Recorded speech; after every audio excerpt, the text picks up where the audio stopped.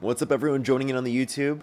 Today we're going to be reacting to Dean's appearance on Jubilee debating 20 MAGA women. I've heard this is a crazy episode. It's really going viral. Everyone's been talking about it. I'm really excited for Dean. I'm not going to lie, have seen a lot of it, okay? But I'm going to give everyone like my thoughts, and I wanted to react to it anyway because people are always curious of my thoughts. On the debate and everything.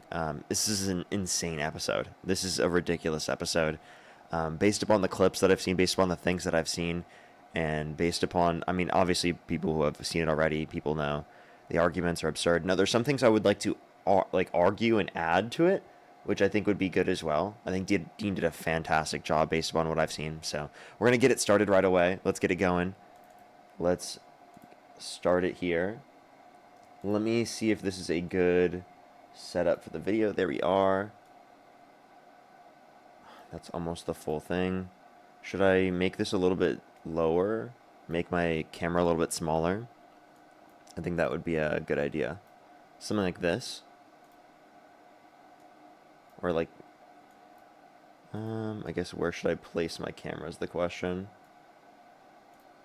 I think we're good here. We're good here. All right, let's just get it going. This is going to be a bit of a diabolical episode. I think that we need strong alpha males like Donald J. Trump, Spencer Pratt, and our loved Charlie Kirk. Did you just ironically say strong alpha males? We have laws in favor of women getting leadership roles. We're taking opportunities away from men. You are oppressed more than me. Men are men, and men have testosterone, and men love beautiful women. And trust me, I would prefer a man Dean's like that literally actually office looks stare at us and is sexually attracted to women. Dude. I literally saw comments of people being like, Dean is staring at us like we are the problem. You know what? That's true. It's true. Yeah, that's exactly what he's thinking in his head. They had to make things up to get Trump. Trump doesn't have to be a sexual predator. Any woman would love to be with Trump. All right, listen, put your hand up if you would have sex with Donald Trump. It is diabolical. That answering that question is diabolical. Apparently, the person that was saying that, people are saying, I'm not quite certain and whatnot. I'll have to make sure with my chat. Apparently, one of the people that he debated, I'm not sure if it was the last person he just talked to, is a pardoned January 6er. Just to make sure, I want to make sure. Does anyone know which person he debated is a pardoned January 6er? I just want to know. Because there's enough people in here, I think we'll be able to figure it out in between the reaction.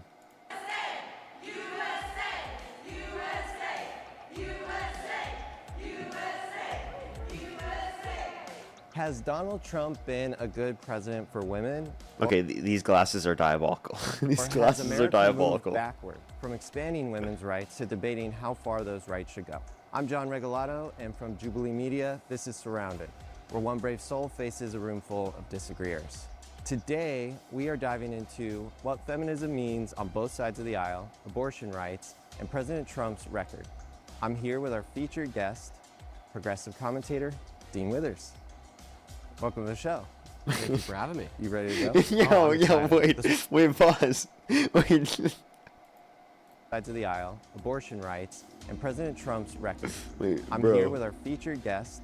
He's just sitting there trying to act all nonchalant, and then literally... Dean Withers.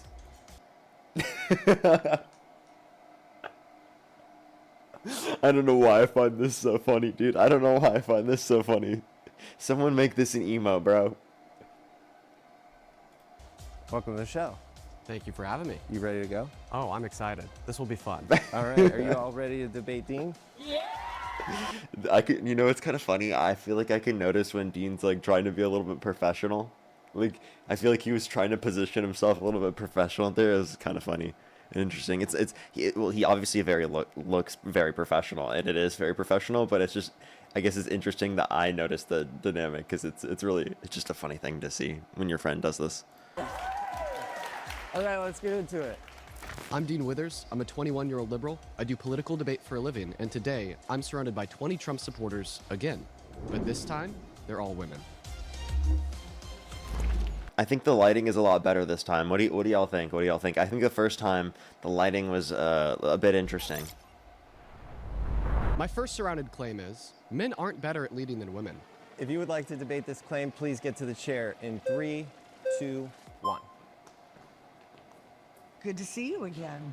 Welcome back, Lori. How you doing? I'm doing good. How are you? Oh, I'm doing phenomenal. So the first claim is that men are not better at leading than women. And I'm honestly appalled that you as a woman would disagree. But I mean, if you want to start it off by telling us why you do think men are better at leading than women, the mic is all yours. Well, how I would like to start this off is I'd like you to define what a woman is. Well, sure. I think A complete pivot, by the way. I just want to clarify. Complete pivot. Like, literally, the question is not what a woman is. The question is that they think that men are better at leading than women, right? And he's trying to combat that and respond with, oh, men aren't better at leading than women, right? Because he's negating the positive assertion that they are better. So she's trying to pivot away from that conversation immediately by saying, oh, what is a woman?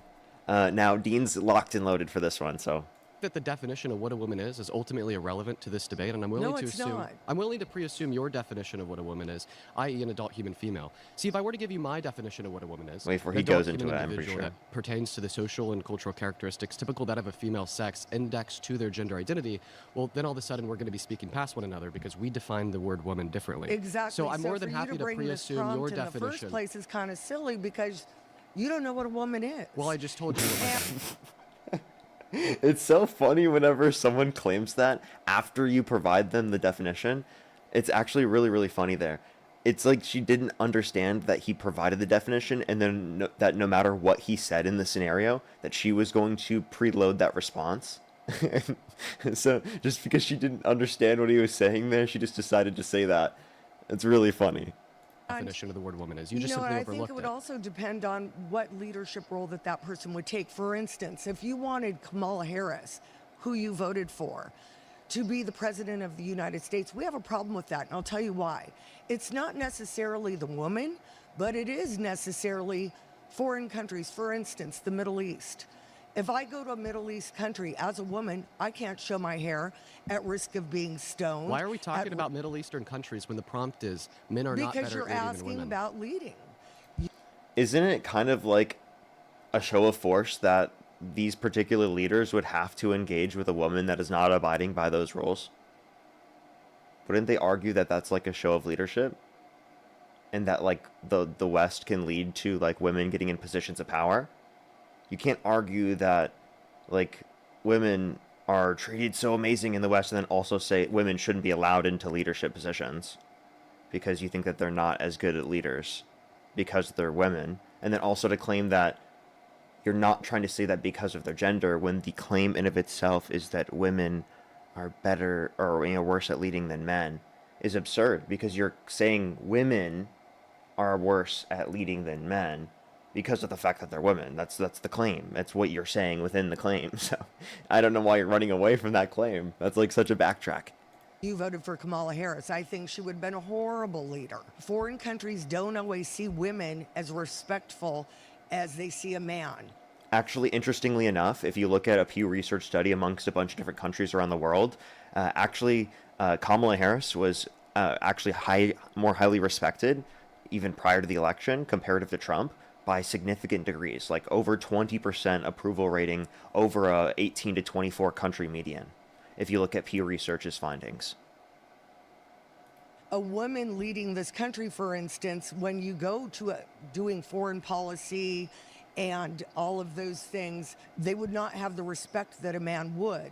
I can also say as a That's false, according to Pew Research.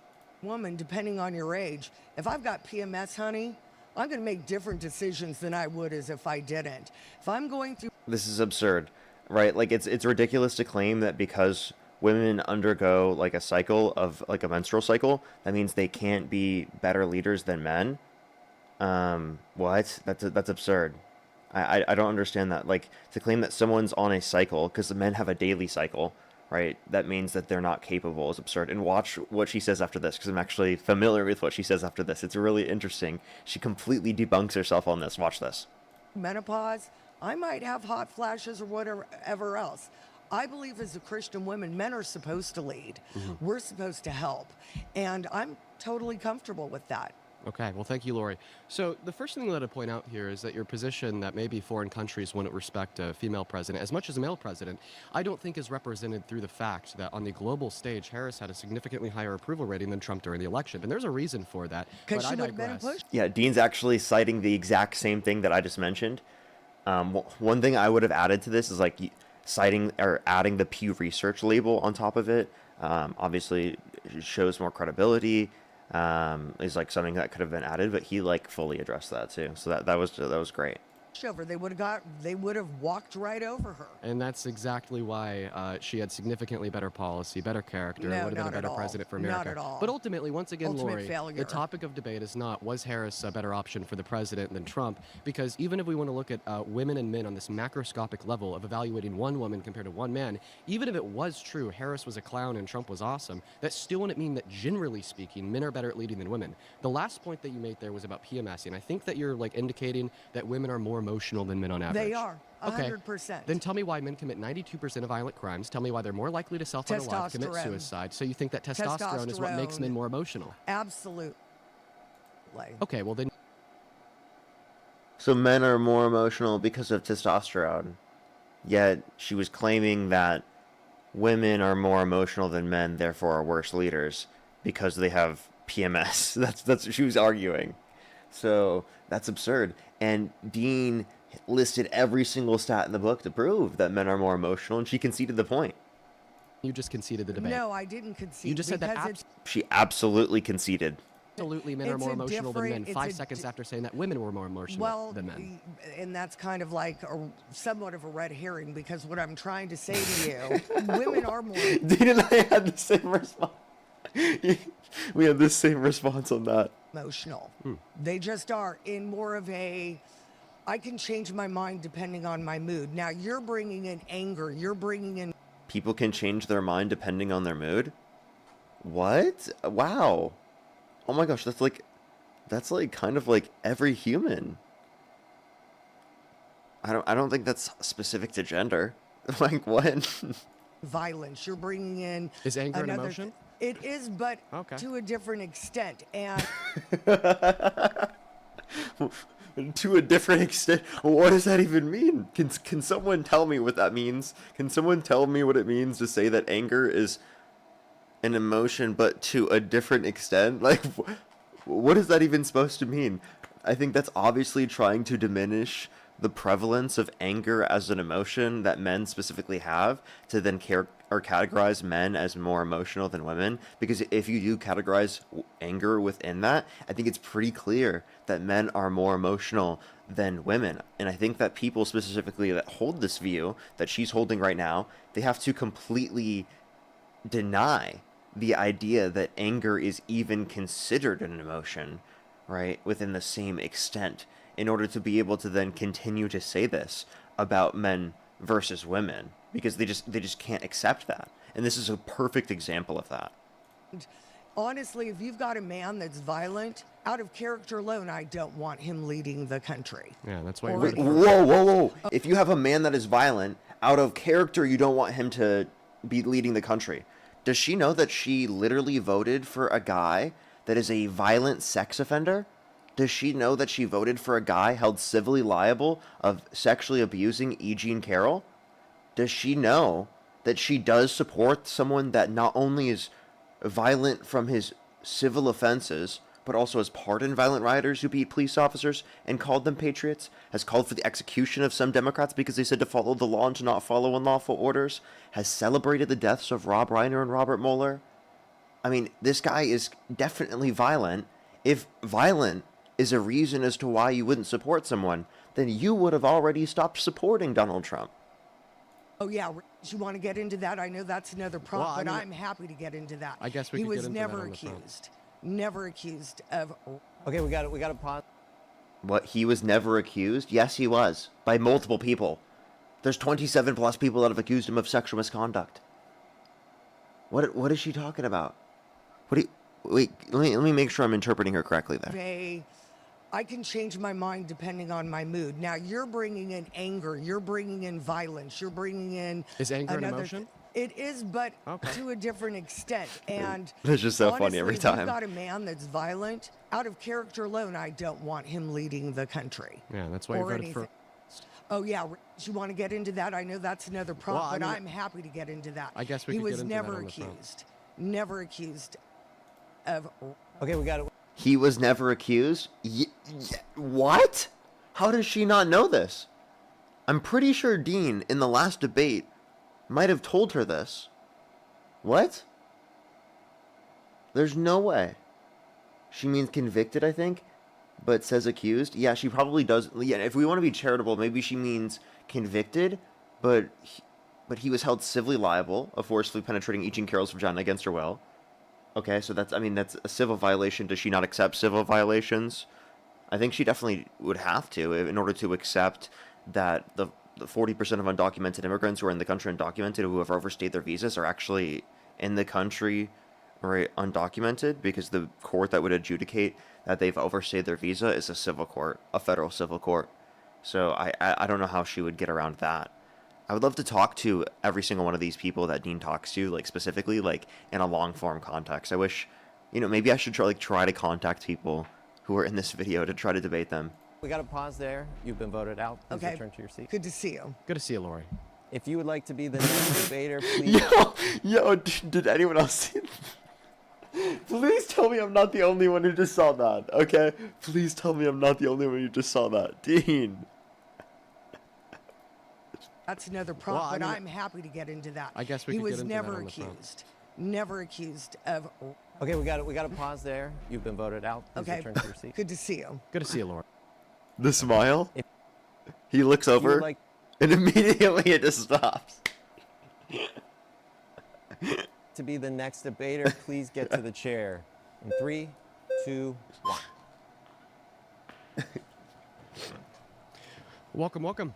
Hi. I'm going to give the mic to you. Why don't you tell us all why men are better at leading than women? Men are better at leading because as a woman, I can tell you that we're emotionally manipulated very easy. We tend to be compassionate because we, as a woman, and getting pregnant, it's inherent in us. Why? Because we deal with babies. So, women deal with babies, therefore women can be manipulated. I don't think that argument follows. But once we again, can be easily manipulated women can be easily manipulated. and convinced. Yeah, What's the argument for that? it's inherent in us. Okay, just saying that it's inherent is like me saying that what is actually inherent of women is that they can't be easily manipulated. That doesn't give me any substance to underpin your position when you just simply underpin your position by saying, well, it's inherent. And it doesn't push this dialogue forward. I would say that men are probably easier to emotionally manipulate than women, or else they wouldn't be culpable for 92% of violent crimes. We could emotionally manipulate a man by making him lose a game of Fortnite. The next thing we know, there's 3 holes in his walls. All right, same thing with self-unaliving statistics, suicide. Suicide's a really bad thing, but it is true that men are significantly more likely to kill themselves than women on average. Same thing with drunk driving, gambling. And then when we look at women, they actually perform better in the fields that are less indicative of emotional outbursts, such as performing well in school. And I mean, this is all underpinned by biology. There was a study done by the American Medical Association that proved that if you're operated on by a female compared to a male in the operating room at a hospital, that you're less likely to die or to experience any post-negative operative outcomes. Why? Because women are biologically designed to deal with stress and pain better than men because they have thicker dendrites in their brain. So ultimately, the science and the empirical facts completely reject the conclusions that you formed. Not at all. Men are Okay, more we gotta rational, pause and there. women. You've been voted out by the majority, so please. There's literally nothing I can add to what Dean just said. I think Dean completely and fully addressed that. There's just like literally nothing I could add to that. Anything I say would just be trivial, like adding it on top of what he just said. Return to your seat. If you And want, then like maybe I could say that like she just went to like address that men are more rational. There's no evidence for that. Men have lower IQ on average and lower EQ on average than women. If they want to like refer to those statistics, that's typically what they like to refer to. Or I would be curious to see what they would say to say that like they're more rational. to be the next debater, please get to the chair. And Does she think it's more rational for men to commit over 90% of the violent crime? 3, 2, 1. Hi. Hi, What's your name? Annette Davis Jackson. It's a pleasure to meet you. Yes, yes. So let's hear it. Why do you think that men are better at leading than women? How about I know? Oh yeah, also men? like people in this episode get voted out so quickly. People are saying who's voting out the people who are debating Dean. Other people who can debate Dean who are in the circle. So it's the 20 people that are sitting around them debating. They can vote the person who is in the center out, and they were doing it very, very quickly. Like typically I feel like the last one I was on, like the Dave Rubin one, like everyone like wasn't voting each other off very much. Like we like let each other cook because it was going very well, But like in this one, it seems like people were kicking each other off very, very quickly. Lead better than women because women have the babies, you're emotional, but more important, I have a dad. I have a dad who is very strong, and when I see what President Trump is embodying, I say, and I know that you can roll your eyes, but you know what my grandmother used to say, you can roll your cotton balls, but you sure can't shoot them. So men are strong just like Trump because in the first 100 days, what did he do? He started writing. Dean's losing faith in humanity already. Yeah. He started writing executive orders day after day after day after day after day after day. Women would probably say, hey, ooh, let me take a break. That's why. Jesus Christ. Okay. Well, listen, clearly I disagree with you about Trump. But that's actually not relevant to my counter-argument. I'll tell you why.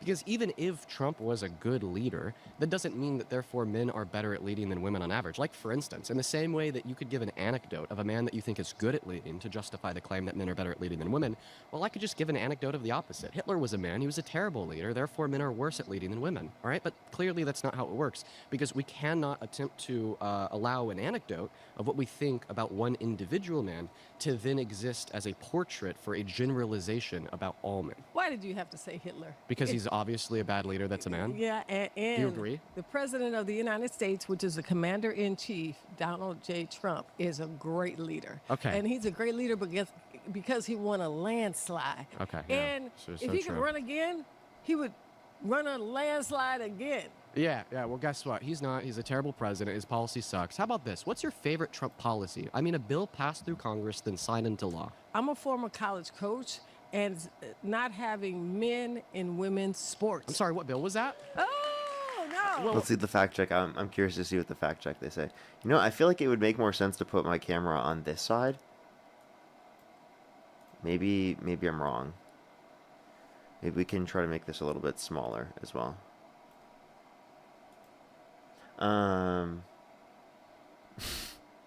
This is not a bill passed by Congress, which aimed to write similar restrictions. Okay, so it's just they just say it was like an executive order. Yeah, and I'm pretty sure Dean asked for a bill passed by Congress. Let me look back. And not having men in women's sports.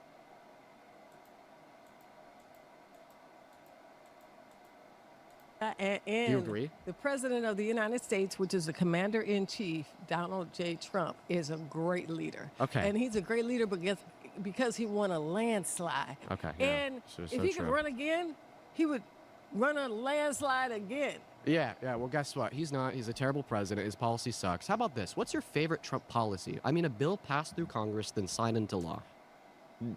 Yep, he definitely asked for a bill passed through Congress, and that was then signed into law. And it doesn't seem like there was any bill passed by Congress that she mentioned. It was an executive order, which, by the way, has like a lack of an ability to enforce anything. And if they're claiming that it did, then why are Trump supporters still claiming about trans people dominating in sports? I'm a former college coach, and not having men in women's sports. I'm sorry, what bill was that? Oh, no. Well, I'm sorry, what bill was that? I asked you a very specific We We question. got to stop there that you've been voted out by the majority. Please return to your seat. Okay. All right. If you want to debate this claim, please get to the center in 3, 2, 1. Hi, Tracy. How are you? I think I remember you. Were you on my first Surrounded episode? Maybe. Well, I'm going to pass the mic to you. Tell us why you think men are better at leading than women. It's I'm actually worth me familiar with this reminding part of the you that video. She completely agrees with him. So I'm just gonna skip this conversation and go to the next one, because she just agrees with him. 1. Hi. Your name's Julia? Julia Kate. So I want to ask you, inherent in your statement that men are not better leaders than women. Yeah. This conversation is diabolical, based upon what I've heard and what I've seen from the conversation so far. Oh gosh. There's the sense that you believe men and women are different, correct? I think that there's obviously distinctions between men and women, or else we wouldn't have two different words to refer to two different groups. So what are some of the distinctions? Well, I mean, there's distinctions in the sense of cultural and social attitudes and behaviors. There's going to be that are, of course, innate to men and women, because So you I don't don't think believe that in innate prescriptive. distinctions? I don't think that prescriptive gender norms exist. Now, like from your perspective, that we were to define the genders on the basis of sex, of course, then there's going to be sexual dimorphism, and there's going to be differences present within that. Of course, like there's a plethora of differences. Listen, I'm not denying. What Dean meant to say, by the way, there, when he just said that prescriptive gender norms don't exist, is that there shouldn't be prescriptive notions of gender. That's what he was saying. That there are differences between men and women. Because once Differences again, biologically, if there differences. wasn't differences between men and women, well, then we wouldn't have two distinct groups. Okay, so we agree on that. My claim They're is trying to I say. don't think that any of the differences that exist between men and women would amount to being relevant to justify the claim that men are better at leading than women. Do you I'll think actually women ask are better at leading than men? No, I actually think that gender is completely irrelevant to the Interchangeable is prospects what you're saying. of if somebody is better at leading than the other person. I ultimately think that there's going to be no determinative ability, regardless if we're making the claim that men are better at leading than women or women are better at leading than men, to ever make that Okay, prescriptive so what claim. I'm hearing is that men and women are essentially interchangeable in your mind. Well, in my mind, once again, That is definitely not what he's saying. So he's just making the claim that gender is not relevant towards determining leadership abilities. And his argument would be that essentially any argument that they would provide would essentially entail that actually women are better at leading than men, because any characteristics they would establish, or if you want to establish any metrics, it would be the best to establish that women are better at leading than men if you look at the data. That's what it seems to indicate if you use those facts. But his point is that those facts aren't actually demonstrating of that like an overall group can be prescribed as a better group of leaders. Like it just generally, like we don't like to say this about like entire groups of people. It's pretty absurd. I just don't Just believe yes in or the no. prescriptive gender norms. Okay, And I think gotcha. that ultimately one's gender is irrelevant can to I their ask you a leadership question? capabilities. If you can tell me what are the relevant differences between men and women Yes. that make men better at leading than women? Yes, we can go back to the hunter and gatherers when men were the ones going out to hunt and women were the ones staying with the children and gathering fruits and nuts. There are societies historically that have existed where the elders were actually the individuals that stayed with the children, and then men and women both went out and hunted and gathered. So like there's a lot of good evidence for that historically, not a lot of good evidence for the other notion to be as dominant historically. Like there's not really good supporting evidence for that. And even so if there was, that wouldn't indicate that men are better at leading than women. Like what? And you can literally look at Dean's reaction, bro. He's like, what are you talking about? Men are the people that go towards risk, that go towards provision, naturally. Why is it that in today's, even our influencer community, we have more women that are drawn towards beauty, makeup, things like family, schooling, and men are more drawn towards traditionally masculine things? It's innate in every culture that you see this trend. We are hormonally different. That's been mentioned throughout this place. You as a man do not know what it's like to have a cycle, to have a period, to have your hormones go up and down. Yeah. That is insanely significant for a woman's ability to lead. And women will complain about being scared to walk on the streets at night, and yet they'll... Is she making the argument that because he's a man that he can't make this determination? Because if she wants to make that argument, well then it seems like legislation would indicate that we're pro-choice then, because if women were the only ones making those determinations, well then seemingly because most women are pro-choice, we would have pro-choice legislation passed, right? elect the same politicians that release the criminals on the street. Do you think that women should lose their... Same politicians that release criminals on the street. I wonder what politician she maybe supports that has released criminals onto the street. I don't know, maybe Donald Trump, specifically, who pardoned violent rioters who beat police officers and called them patriots, released domestic terrorists onto the street. He also pardoned the ex-president of Honduras that trafficked over 400 tons of sea drug into our country and was convicted of it in 2024. So, like, I mean, Donald Trump has a history of pardoning countless individuals that he deems as terrorists domestically or narco-terrorists, and along with the fact that there are countless examples of him pardoning fraudsters as well. Also, he's a convicted criminal himself. And she ensured that he wasn't sent to prison because she voted for him. And they didn't send him to prison because of that reason. So I wonder what side really wants to hold criminals accountable and what side doesn't. Right to vote? I think that I'm not talking about that today. You just gotta get a quick yes or no. She can't answer that question, probably because she does believe that. I think that we need strong alpha males like Donald J.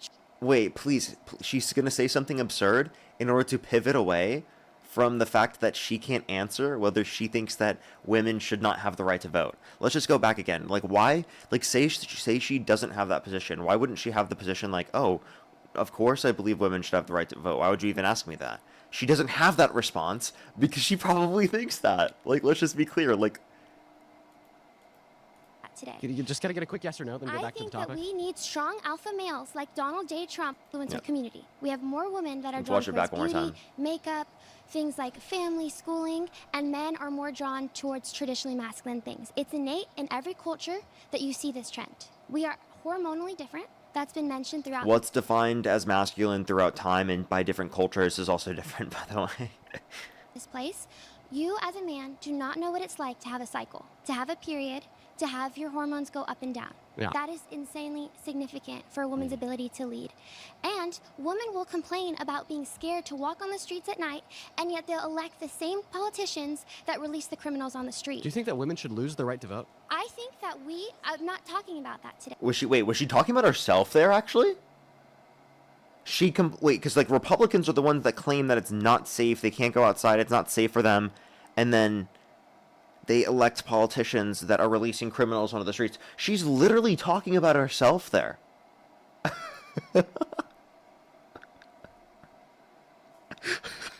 And she just doesn't even realize it. She's literally talking about herself. Oh my gosh.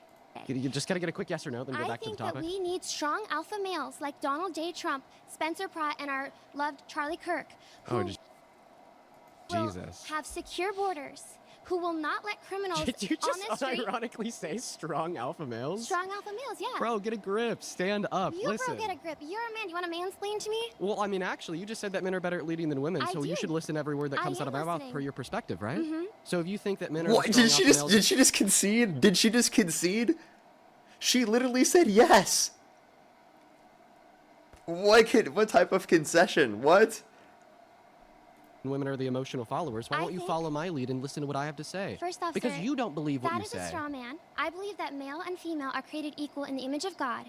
We each have the same dignity. I think what Dean should have argued here is because I think she takes the interpretation that women shouldn't be leaders in the church.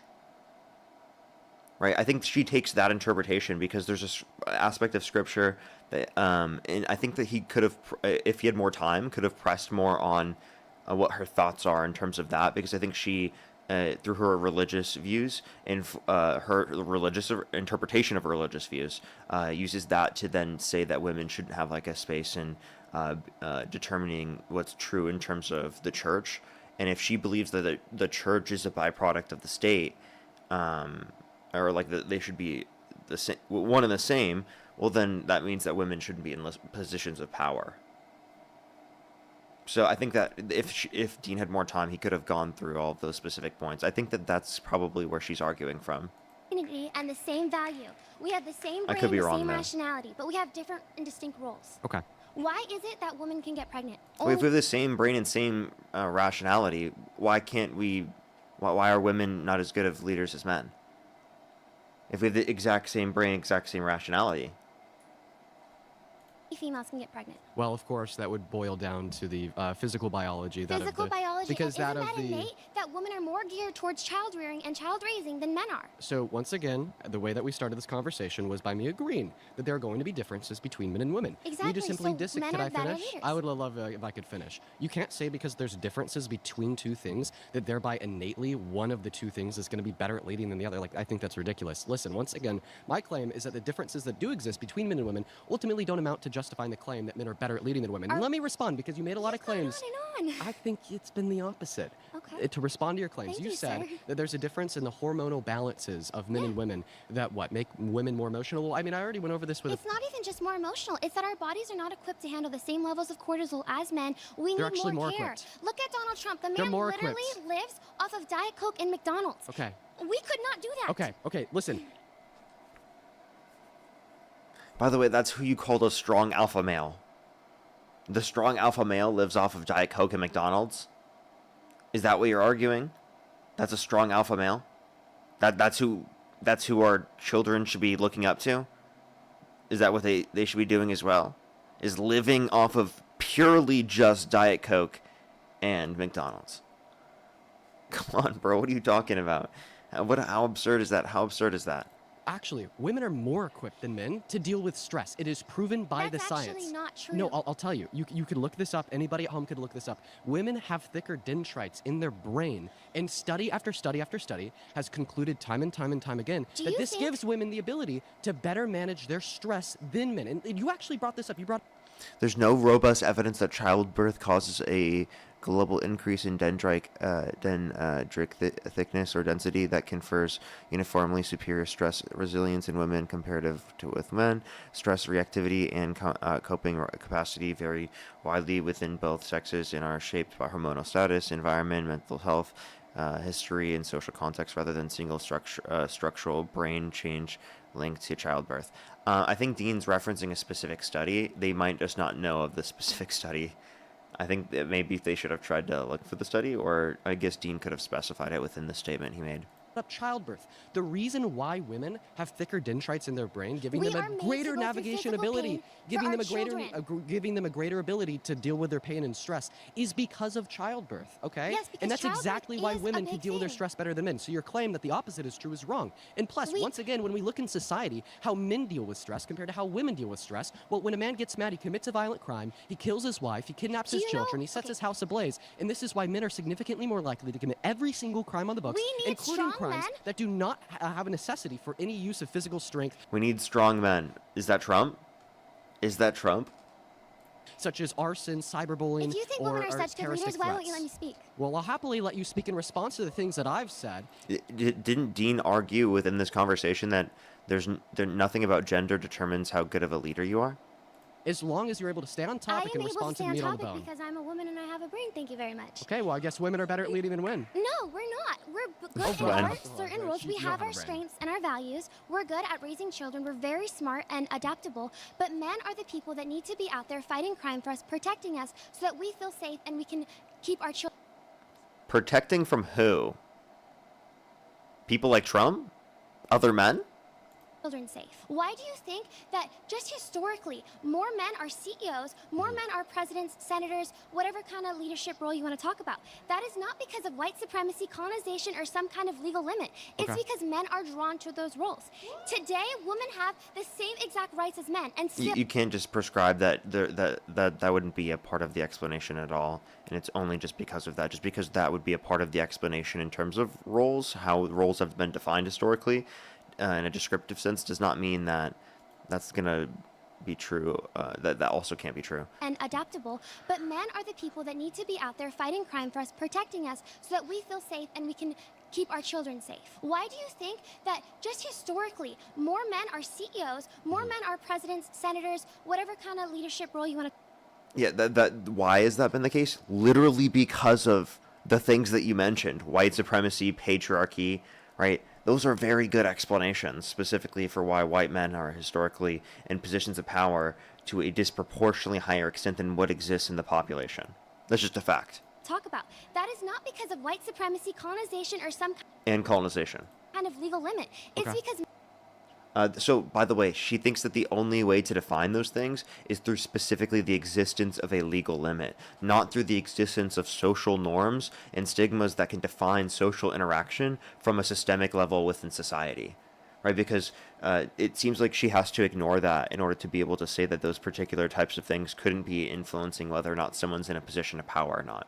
Because she's going to be one of those people that argue specifically just because there isn't a legal barrier that limits you from getting into a position of power, that means that there's exactly the exact same opportunity in getting to that position of power, which is just a complete lack of consideration of social dynamics and how that can impact people getting into leadership positions as well, which is also incredibly important.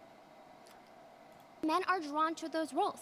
Today, women have the same exact rights as men, and still, a lot of them choose to stay at home or feel that they can't stay at home because of societal pressures. Okay, well, I think... So if it's due to societal pressures, what societal pressures is it? Is it specifically the societal pressures that are downstream of the patriarchy, of white supremacy, of colonization, of those things you just said had nothing to do with the explanations for why people are acting this way in the very first place? What societal pressures are you referencing? That you said it there at the end. Societal pressures. Societal pressures are the reason why I think that we've seen more men in positions of power, more men in leadership fields, and more men's calling... Wait, she just like acted like no after she just said that. What? But if you're the position that underpins your claim here would be that if we see an overrepresentation of men in a field in comparison to women, that men are then by definition better performing in that field. So in the same way you're claiming that because of a vast majority of leaders are men, therefore women are worse at leading, would you also claim that men are better at surgery than women because 85% of surgeons are men and 15% of surgeons are women? I just want to direct yes or no to my question so then I can follow this up with a dialogue. Become surgeons because it's a more masculine thing. It takes more masculine traits. Could you just answer my question? Look at the blood. I said yes, but I want to ask you. I have to hop in here. That men are more oppressed today than women? Men are told that they're toxic for being masculine. She's trying to pivot. What Dean's trying to establish is very, very clear here. Although men make up most of the surgeons now and historically, that doesn't mean that men are better at surgery, because if you look at outcomes, specifically, outcomes would be the way that you'd be able to determine who's actually going to be better, and that would indicate that women are better than men on average. Right, within those particular understandings. And the only laws that prevent any gender Please from getting don't vote a her role... out. I need to respond. We have laws in favor of women getting leadership roles. We're taking opportunities away from men. You are oppressed more than me. That is fucking ridiculous. Are you fucking kidding me?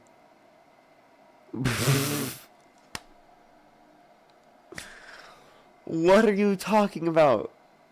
She just said that we are oppressed as white men more than she is. That is the most ridiculous argument ever. By the way, if she's discounting the oppression that is targeting towards women, what oppression does she think exists against men, white men specifically? Because there is no legal barrier against us. So, based upon her argument, it seems like she has nothing to say there. That's ridiculous. That is so ridiculous. Okay. You are oppressed more than me. Dean's face right here is the funniest fucking part. Oh my god. Dude, Jesus Christ, bro. A better leader than you after making the argument that disproportionately men have been in positions of leadership throughout history when leadership is what grants power. But anyways, insanity. Listen, I asked you a question.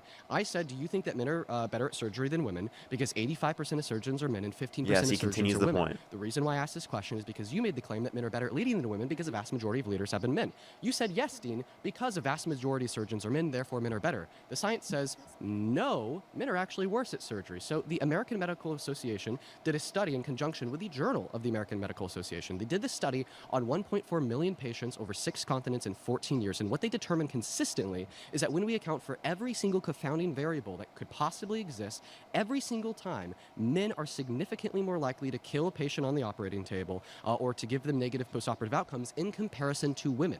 It is one of the most well-accredited studies ever conducted in human history that has reasonably concluded that women are better at surgery than men, even though they account for a minority of surgeons. And this is exactly what debunks your claim that if a field is overrepresented by men, that therefore men are better at performing in it. Of our natural desires and what men and women are naturally drawn to. But women are better at surgery, even though they account for a minority of surgeons. That completely debunks your argument. Sure, that could be a thing, but I'm saying that naturally men are drawn towards roles of risk and provision. That's because of innate biological characteristics. But women are better at surgery. And I said that you're oppressed because of society telling you that you need to be a beta, woke man. You are not... Society telling you need to be a beta, woke man. Can I just ask her, like, what the hell she means by any of this? Like, I would love to have a long-form dialogue with her to be able to ask her what that even means. What the fuck does that mean? What does that mean? Like oppressed as a leader. Like instinctually, you want to lead. You want to teach me. That's because of your nature, and I appreciate that very much. But I disagree with your claims. It is ridiculous again to claim because Dean wants to engage in an educational position that that is because of his nature. Actually, there's a lot of women, actually predominantly women, are going to be teachers. Is she arguing that that's then a part of their nature to be teachers and to educate? Right? Is that what she's going to argue? Because it seems to be that women tend to take those positions more than men, right? So, like, that's a ridiculous argument. That is such a ridiculous argument. Okay, well, I mean, you have to concede here that your argument that men are better at leading than women because more men are leaders than women is false. And the reason okay, we gotta stop there. We're out of time, so please return to your seat. Pleasure. That Surrounded episode you watching got you scratching your head again, thinking, damn. Dean was not satisfied by the ending of that conversation. He did not be able to clarify that point. Chair in 3. His next claim is Trump is a misogynistic sexual predator. True! 2, 1. Oh, Hello, no. my name Howdy, is howdy. Shiva Bagari. What's your name? Shiva Bagari. Shiva Bagari. I know how Well, this conversation goes. Would you like me to take it away by explaining to you why I think Donald Trump is a Sure, misogynistic yeah. sexual predator? Yeah. First and foremost, he's a sexual predator because a court has held him civilly liable for raping a woman by the name of Carroll. Of course, in somebody is something that would make one a sexual predator. In 2005, he also boasted about engaging in sexual violence by sexually exploiting beauty pageant contestants at the beauty pageants that he owned by barging into their dressing rooms and looking at their naked bodies. And this isn't an allegation from some woman that you could defame and say just wants money or fame. No, this was an admittance of guilt, something that Donald Trump said he did on Howard Stern's radio show. And I see you shaking your head. I'll happily play you the clip if you want. And we also Yes, please show me the clip because I do not believe it. Yes, take it out. I'm so happy that Dean got the chance to be able to do this. Thank you for prompting Dean to do this. Thank you for prompting Dean to do this, because it makes it so painfully obvious how wildly absurd every single one of the MAGA supporters are for defending this. Don't worry, I got it preloaded. Okay, good. So you have done that. Why did she think that makes her look good, by the way? The funniest is that I'll go backstage before a show. Yes. And everyone's getting dressed and ready and everything else, and no men are anywhere. And I'm allowed to go in because I'm the owner of the pageant, and therefore I'm inspecting it. I'm inspecting. I want to make sure that everything is good. If you're there, the dress. Is everyone okay? They're standing there with no clothes. Is everybody okay? And you see these incredible-looking women, and so I sort of get away with things like that. Why don't we start there? Mike's yours. Okay, well, he said that he probably sees them. It doesn't say they're naked there, so I... It didn't say that they're naked. He explicitly said that they had no clothes on. And I think Dean goes to that point. It does. They might have... No, it doesn't. He said that they have no clothes on. When you have no clothes on, No, you're naked. who said that they didn't have clothes on? Donald Trump. He didn't say that in the clip. Yeah, I'll show you. Okay, again, I want to hear That's it fine. again. The dress. Is everyone okay? They're standing there with no clothes. Is everybody okay? And There you go. Oh, well, it's a he didn't actually say clothes, but yeah. he said clothes. Yeah, what was he gonna say? I think it's important for us to be intelligent, rational people. Okay, so you say no clothes, and then Howard Stern says, so you're like a doctor. I definitely don't Why agree did with Howard that. Stern Okay, say you're like first a off, doctor because doctors get to see people naked? Okay, I don't agree with that. But men are men, and men have testosterone, and men... Oh, okay, so she doesn't, quote-unquote, agree with it, but boys are gonna be boys. They have testosterone. They're just gonna do this either way. What? That does not justify engaging in this behavior. You shouldn't be defending this and supporting this. What? love beautiful women and Wait, by the way, she's Christian. What if a response to God was humans are just gonna be humans? That means that they're gonna sin, right? No matter what. So you can't tell them to not sin because humans are just gonna be humans. Like what? Trust me, I would prefer a man that actually looks at women and is sexually attracted to women than someone that is not. And I actually... What type of argument is this? What type of argument is this? like looking at women too, and I'm not even a lesbian, but I think women's bodies are beautiful. It's like Ma'am, art I'm to sorry. me. No, It's art I'm to sorry. me. This is Now, disgusting. no, and you just told me that you would prefer a man who, quote unquote, likes the female body and is willing to barge into the private women's only dressing rooms to look at them while they have no clothes on. I said compared before to that you're saying I think that real men with testosterone are sexual predators. So you just So her argument is essentially she prefers sexual predators over gay men? She's so homophobic that she prefers a predator? Is that what her argument is? lied about me right now because I said I don't believe what he did was right. But it by was going the in there. but I would prefer a man who likes to look at the naked bodies of women that got I've it. been over someone that is attracted to other men. Yes, Why? absolutely. Because it's not natural. It's not natural to be gay? It's natural to... Actually, thousands of different species exhibit gay intercourse and actually form gay relationships. For example, penguins will form gay relationships and then literally raise members of their species within those gay relationships. Right? Like it's actually very common within nature, but regardless whether something exists in nature or not doesn't change whether it's moral or immoral. It's a ridiculous argument in of itself. Is it natural for Jubilee YouTube videos to be filmed in nature? No, that's not natural. I've never seen a Jubilee video formed and filmed by fucking octopus and dolphins and sharks and, like cows and pigs and whatever animals exist within nature. Like that's not something we typically see in existence, right? That's specific to human beings. Okay, but that doesn't make it wrong because it's specific to human beings. be attracted to the opposite Define sex. natural. Natural is what God made, Adam and Eve. So God didn't make... Okay, so the way that she's defining it is the way that God made it. Okay, well, it's natural for we can go through many, actually. Maybe we can make these arguments. It's natural within the sense that God made it. God made the P spot within the male asshole. Therefore, it's natural to produce sexual pleasure when stimulated because God made it that way, right? That's natural. Does that make that good under her view?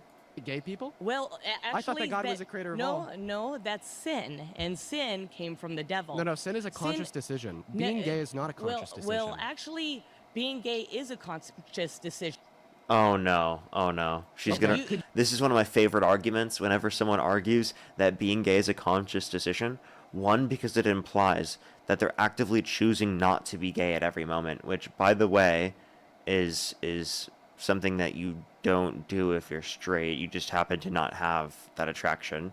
It just sounds like they're describing that they're actually just repressing their own sexuality, right? Really? And then two, because of the fact that it's very clear that you can't choose your sexuality. And he's going to give an example. I think he gives the example of like your own mom, I think. You choose to be gay?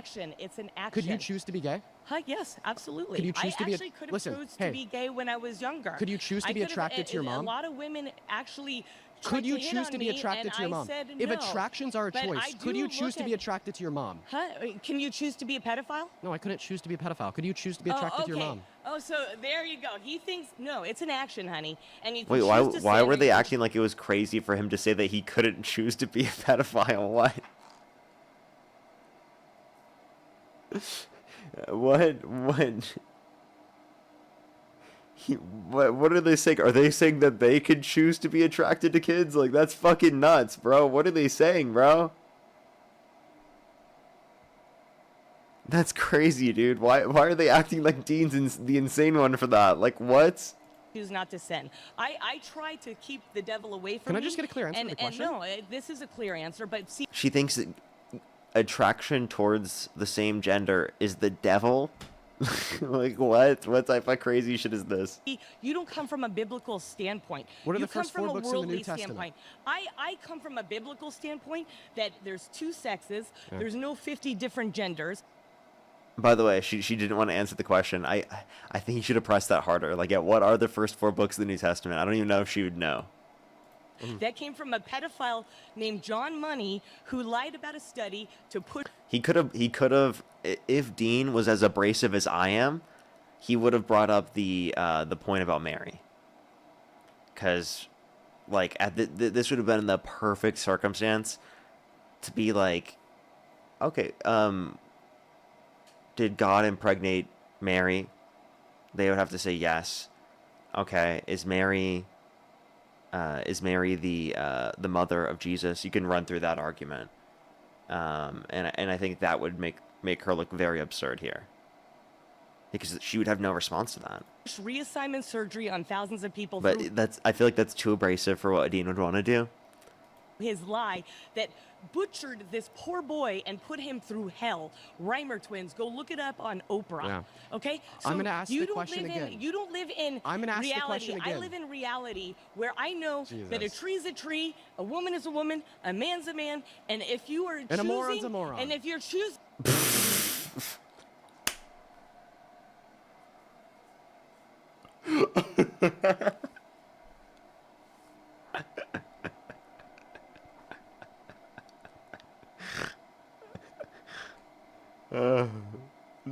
Dean didn't even want to say that. You can see it in Dean's face. He's just like, I can't even deny it. I can't even deny it at this point.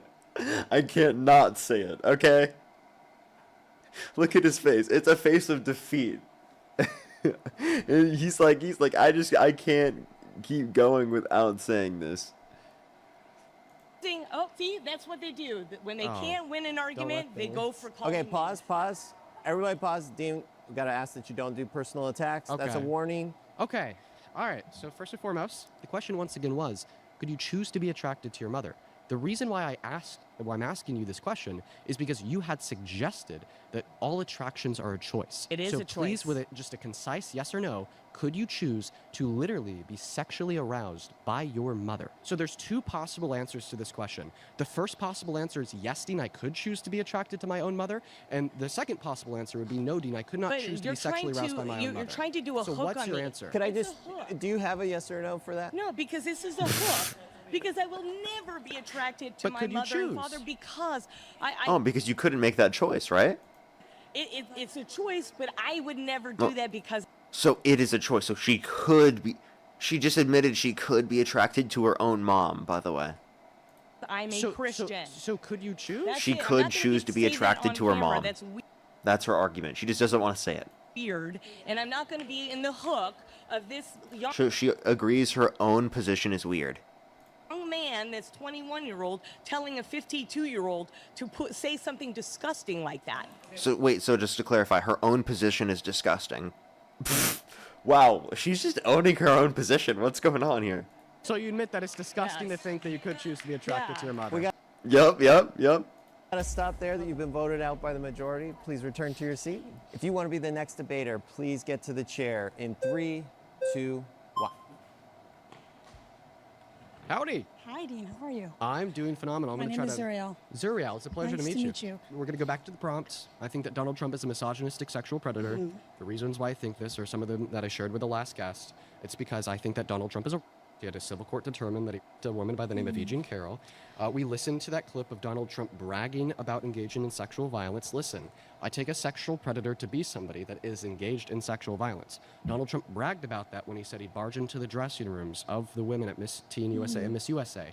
If Donald Trump's admission of guilt in that clip that I played to the last lady is true, and this is indeed something that Donald Trump has done, then by definition, Donald Trump would be a sexual predator, and thereby, by definition, I'd be right. Can we both agree that people in power of elitists, people up there in politics, all have their own, maybe their own immoral traits to why they're running for candidacy? Like we've heard about Epstein files, Yes. about all these different people that, maybe they're not really here to make a change for us. Yes. Can we agree with that? Yes. I could care less about what Donald Trump says on the media, because I believe as long as he does his very best to be a good president and do the best for this economy, I don't vote for a president based off their character. I vote for them based off what they can get done. So what she means is that she completely overlooks the fact that Donald Trump is a violent sexual offender because of the fact that she agrees with his policy. So I hope Dean actually asks what specific policy, because I'm curious to hear that prior to even evaluating how crazy that is.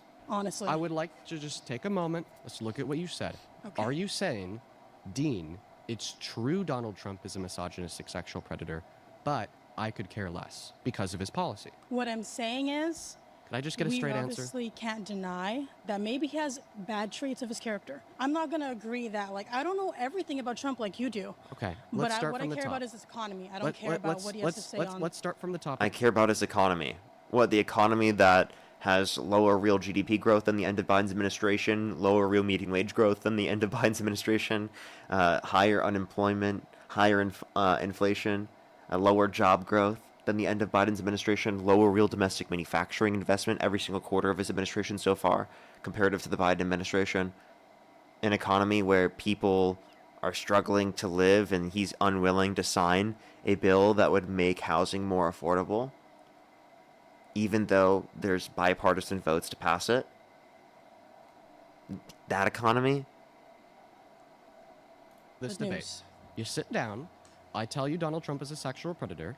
I tell you he's a sexual predator because he raped a woman and boasted about sexually exploiting beauty pageant contestants. The reason why I'm not responding to your claim is I don't know much about what you see in the courthouse. Let's just test your logic. What do you say, Dean? Even if it was... By the way, her argument is like, maybe she could try to be making this point as like, oh, like you're deflecting and just trying to bring up their character or something. I'm just trying to talk about why I support Trump and something. But this is about how he is a misogynistic sexual predator.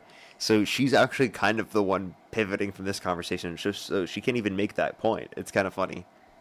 True, Donald Trump was a sexual predator because you don't know about the evidence for it, which is something you should look into on your own time. I would still support him as president and could care less. Is that your position? I would still support him as president because he does what's best for the economy and for the American dream. Yeah. Okay, we got to stop. Every person within that.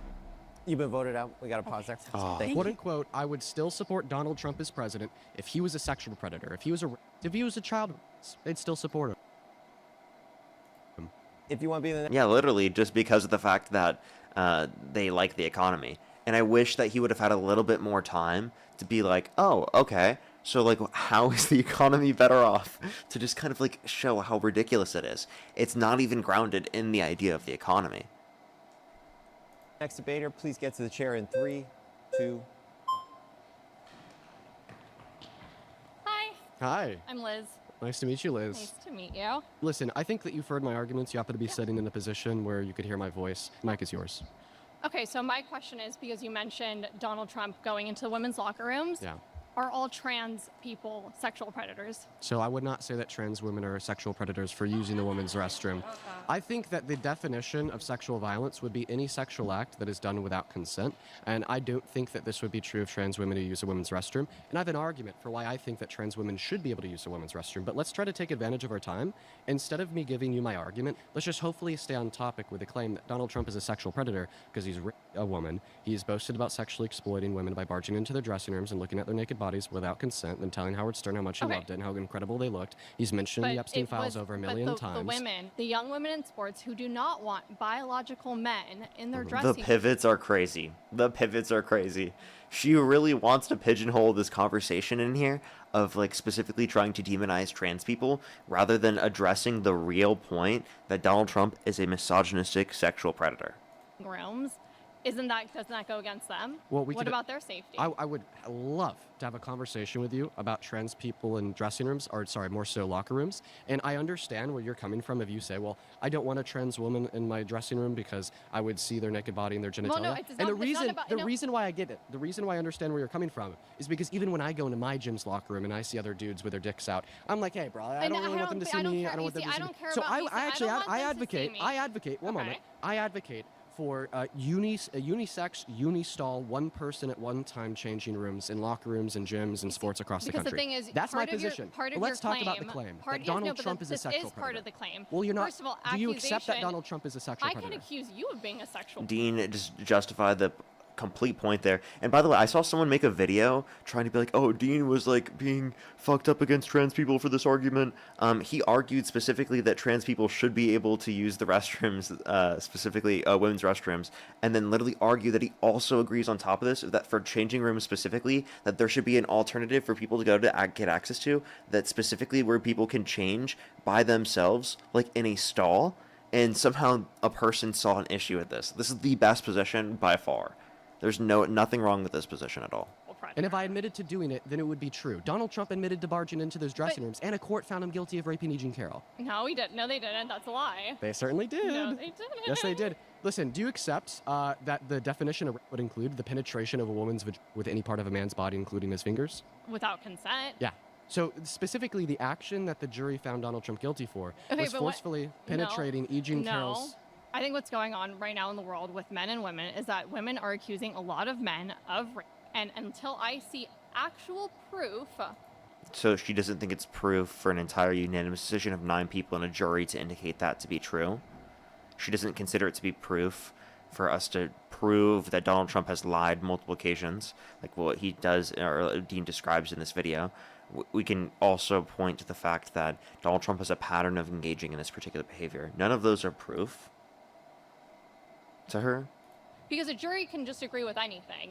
That's something else. What? Okay? Until there is actual proof and evidence, and if you can show me the proof that Donald What does she consider proof? Trump her, then fine. Thank you so much for the great question. What's all the evidence? So the first form of evidence that we would have would be E. Jean Carroll's testimony, in which has maintained consistency for the last 30 years, as corroborated by 4 of her friends that testified under penalty of perjury. The second form of evidence that we'd have lied under penalty of perjury. Well, can you please examine the evidence in which I provide as soon as I'm done providing it? We have therapist notes from the 90s indicating she was by Trump. We had the testimony of a psychotherapist that said when E. Jean Carroll was testifying to the fact she was by Donald Trump, she was exhibiting signs consistent with true trauma that we'd expect to be onset by a true victim of.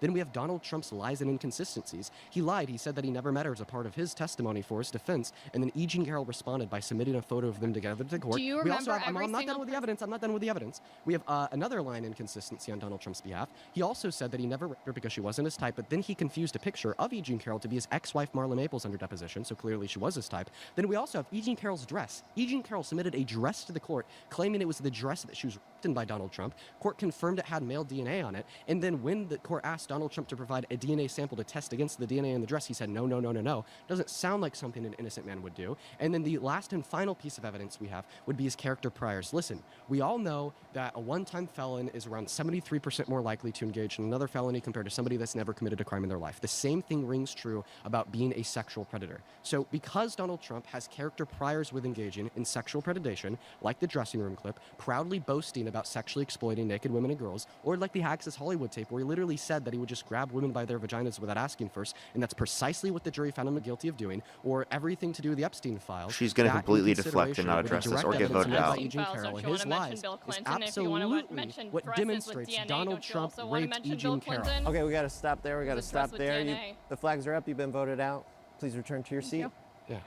I wish that she would have been able to be given a chance to respond even though she got voted out, because it would have highlighted how ridiculous her position is there. Next debater, please get to the chair in 3, 2, 1.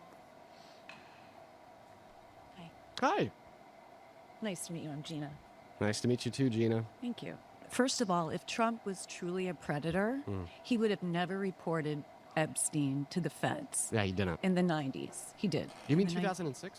Yeah, sorry, 2006. That's okay. Also, was he ever on the island? Well, I don't think that there's any evidence to demonstrate he was on the island. I wish Dean would have brought up Howard Lutnick, how Donald Trump has kept him on his administration, even though there's a picture of him with Epstein on the island, after he said he was never on the island with Epstein, and then only admitted he was on the island with Epstein after the picture came out. Because I don't think he needed to go to the island to get it off. No. Listen, about the 2006 quote-unquote report to the feds about Epstein, he didn't report him to the feds. Epstein got arrested, and then Donald Trump turned around, called the local sheriff, and said, oh, thank God you got him. We've known about what Epstein's been doing all along, which A, indicates that Donald Trump knew what Epstein was doing with Maxwell and didn't report to him to the cops prior to Epstein's original arrest, and B, indicates that Donald Trump has been lying to us about the nature of his relationship with Epstein for the last 10 years. No. We've all heard Donald Trump say that he never knew what Epstein was doing, was never involved, and was completely oblivious, but according to that report to the sheriff, of course he knew. Okay, so first of all, if he did do something, believe me, they would have found it. They had to make the Russian dossier up. They had to make things up to get Trump. Trump doesn't have to be a sexual predator. He was held civilly liable of sexually abusing a woman. He was convicted of 34 felonies. These are things that he's been determined to have committed, and you guys don't accept it even though that's true. So you guys say, like, oh, they had to make things up. We don't have to make shit up. Any woman would love to be with Trump. Okay? Any woman. Do you have a husband?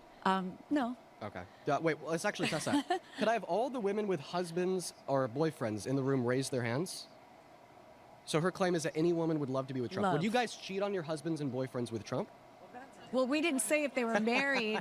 Not if we were married. I mean, Instead of anybody who's in a relationship, is there anybody who would want to be with Donald Trump? Let's do it the other way He around. doesn't have to be a sexual predator. Who? Okay.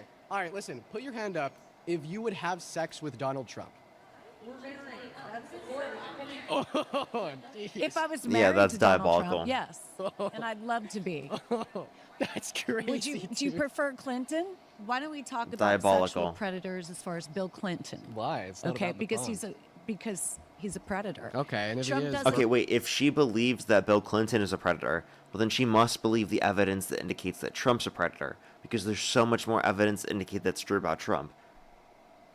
I'm gonna have throw him to under the be a jail. I don't sexual care. predator. Trump did report him to the feds. I thought I clarified when- that's not what well, happened. You're wrong. I'm wrong. Show me that. Give me Virginia, evidence. first of all, Virginia Guthrie worked at Mar-a-Lago in the early 2000s, and he prompted her to come and work for him as a massage therapist.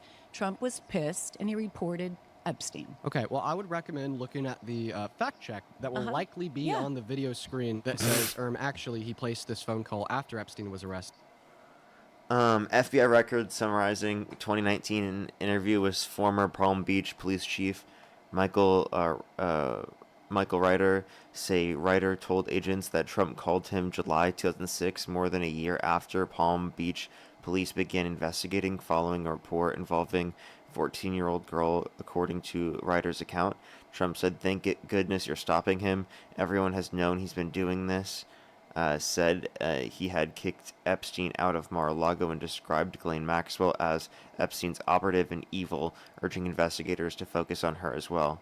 Which, by the way, one thing we can add is that Trump literally wished her well in 2020. I just want to clarify. The account has been reported... urging investigators to focus on her as well. The account has been reported publicly, though an FBI official has said the Bureau was not aware of the cooperating evidence for the call. The account has been reported publicly, though an FBI official said the Bureau was not aware of corroborating evidence for the call. Oh, you mean evidence on top of that Donald Trump had that call in the first place?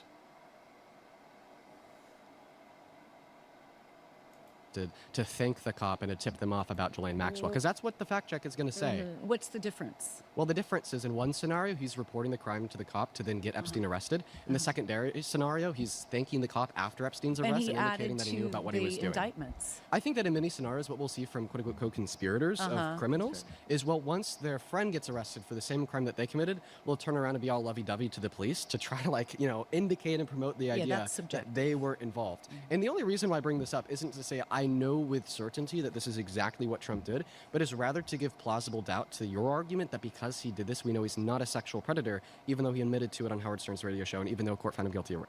A court never found him guilty of. First of all, if he was guilty of, he'd be in chains right now. That's not how civil courts They work. had to make. Yeah, it is. Civil courts don't send people to jail. They hold people financially liable. That's the nature of our criminal justice system. But he would have been in jail. You're not familiar with statute of limitations. It's just basic information. What's the that we statute of already know. limitations? You can only accuse somebody within a matter of time, but right now so it's if 30 years. So if E. Jean Carroll, Right now came it's out 30 after years. the statute of She's limitations had out of passed her mind, for she's sexual abuse insane. in the state of New York They against threw her Donald case Trump, out. do you agree that even if she had a video of it happening to her, he wouldn't be in jail because the statute of limitations That's had not passed? true. There is no statute of limitations when it comes to. So by There the is. law, okay, the It crime was 5 years for New York. Donald Trump committed per the New York State legal definition of sexual abuse in 2019 through He never 2022 committed that crime. was specifically sexual abuse, okay? Because legally speaking in New York, they only defined as penile penetration of the vagina. And she testified that he raped her with his fingers instead of his penis. So No, because of that's that, a lie. it would There's be no legally proof of that. categorized as sexual abuse, and that's the crime that had a She's statute out of her limitations mind. on She's it. insane, and they threw the case out just recently. Okay, what do you think? That's not true. The case was never thrown out. The only person that's insane is the person who just said that. We got to pause there. You've been voted out. I just want to get a real quick raise of hands. This is not to shame anybody. I was just genuinely curious. Raise your flag really clearly so we could get a poll. If at Donald Trump's, when he was in his 40s, if you think he was an attractive man. I just want to get a raise of flags. Diabolical. This is so concerning. Keep your flag up if you think he is currently still hot. Okay, There were a few people that put their hands down. appreciate it. But All the fact right. that they still have their hands up is crazy. What are they talking about, bro? That is the most delusional, crazy shit ever. If you would like to be the next debater, please get to the chair in 3, 2, 1. All right, Lori. Mike and the floor are yours. Okay. What are your thoughts about Trump barging into the dressing rooms of the beauty pageant contestants? You know, you may not imagine this, but when I was your age, I was a model. And I can tell you for a fact, every fashion show, every modeling call, there are men in the dressing room. There are makeup she's just gonna artists, defend there are it. designers. It's not uncommon. By the way, Trump specifically said there were no men around.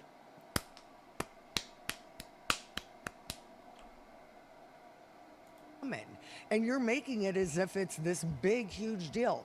Donald Trump at the time was the head of the Miss Universe and Miss USA pageant.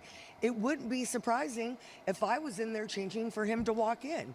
And you guys, let's look at the camera. He's got a face for that one too. Let's go to E. Jean Carroll since she already went over this for 20 minutes. Can I respond to that? Sure, but we're down to 1 minute. It'll You've already only take talked me about 5 this. words. Go. Trump said that there were no men anywhere. Well, I don't care what he said. I'm saying as a woman that's been back. I don't care what he said. What? That's what's relevant to what happened, right? He explicitly said there were no men around. You can't make a claim, oh yeah, there's typically men that are around and that you would typically expect this, when purposely says that there were no men anywhere, and that's what was typical in the space. Stage at many Well, fashion he was the shows. owner. There are He was men the one backstage. everywhere. He said that he was the and I'm only sure man that there back were there. other men. Forever or just that instance? He said I'm that not there buying were- it. Okay, we got That's 50 what he seconds. said I'm going out of E. his Jean face. Carroll. Fuck. E. Jean Carroll, number one, the statute of limitations had run out. Number two, for a very long time, she never reported it to anyone until Reid Hoffman paid her to freaking go after this lawsuit. No. Specifically, Reid Hoffman funded this after there was already an allegation, after it was already being brought to court, and there was defamation against her. And she has not been charged with perjury, of course. Why she is now being charged with perjury. Not only that, as a celebrity walking She's not been into, charged with perjury. Bergdorf Goldman's, you don't think that anybody would have a picture of him? And no offense, I don't trust. Actually, the people who worked there testified to the fact that there wouldn't have been people on that, workers who on that floor, and that they wouldn't have the video from back then. Woman that named her cat Vagina and freaking was sexy and charged 21 other men. She didn't say it herself. She said that other people think that. And actually, by the way, the fact check says this. Literally, she was referencing other people. She said the word carries sexualized cultural connotations, that it did not match her experience, which she described as violent and painful, not sexual, and that she was saying that she was not saying that rape is sexy or endorsing that view. So, yeah. With that crime. Lori, you're going to get Larry another King. fact check. Well, you go ahead and fact check. Larry King, Yeah, she I will. said rape was sexy. Oh, you're wrong about Larry King, too. Oh, no, I'm not. Your mind's a mess. Okay. Your mind's a mess. You know, Lori, there's something quite barbaric about MAGA, about this alt-right movement that's hinged on this praxis of propaganda and useless and futile lies. And then when anybody tries to check these lies, well, then all of a sudden, the provocateurs of this movement get mad, start screaming, start yelling, start saying that they kicked our asses, and then they don't let us speak. Listen, you made a couple false claims. You claimed that E. Jean Carroll had said that rape is sexy on an Anderson Cooper interview. That's not what she said. If you watch the interview with Anderson Cooper, you will hear her say verbatim that what happened to her was not sexual, was not sexy, quote unquote, it just hurt. And then Anderson Cooper responded to E. Jean Carroll by saying, well, I think that most people think of this like this hurtful, violent thing. And then she responded by saying, well, actually, I think most people think of this sexy. And the reason why she said that is because we form our own versions of reality predicated on our own experiences. This so is where I when think you we're have wrong. the experience of sexual violence, when you have the experience of sexual violence, when you go through the experience of sexual violence, I've been through when sexual violence. You Have go you? through, yes. When you I'm go sorry through to the hear that, experience Dean. of sexual violence, you're more likely to be more hypercritical and aware of crazy people in the world around us that downplay it, legitimize it, or fantasize about it. So maybe it was descriptively incorrect. It wasn't true when she said most people think of it as sexy, but regardless of that, that's not her saying that she thinks of it as sexy. So stop misinterpreting the genuine claims made by a victim of predicated off of the trauma that they went through. Quite frankly, Lori, I think that is disgusting. Well, I think it's disgusting because I was a victim of actual and abuse. And if you want to compare what happened in the Epstein files, let me just tell you, I was one of those little girls. Okay? I'm sorry to hear that, Lori. I was one of those little girls, but the guy was Hugh Hefner. So for you to sit there and say it's disgusting, I'm sorry, I don't agree with the woman as a woman who was abused. One thing I would ask her is, does she believe all the victims of Epstein who got settlements from the Epstein estate who for their accusations against Epstein relating to sexual abuse and trafficking? Because if she does believe them, then she's going to believe Jane Doe 4 that implicated Trump when she accused Epstein of trafficking her to Trump. I don't agree with the attacks falsely on Donald Trump because of the crap that your side always has to push because you got such bad TDS, it's insane. That woman... She has such bad TDS, Trump devotion syndrome, because she would accept the argument I just provided and then backtrack as soon as she realized it implicated Trump. It happens with people on the live all the time. I promise you the same thing would happen with Lori. Is a nut job. I knew somebody that worked with her at Simon Schuster said that she was so inappropriate. She also accused 21 other men of the same freaking crime. Name 5 of them. I don't know their names. Because they don't exist. We're out of time. We have to pause there. Great job, everybody. We are currently casting 3. Alrighty. Let me go to the next. Reach out if you're a fit for future videos.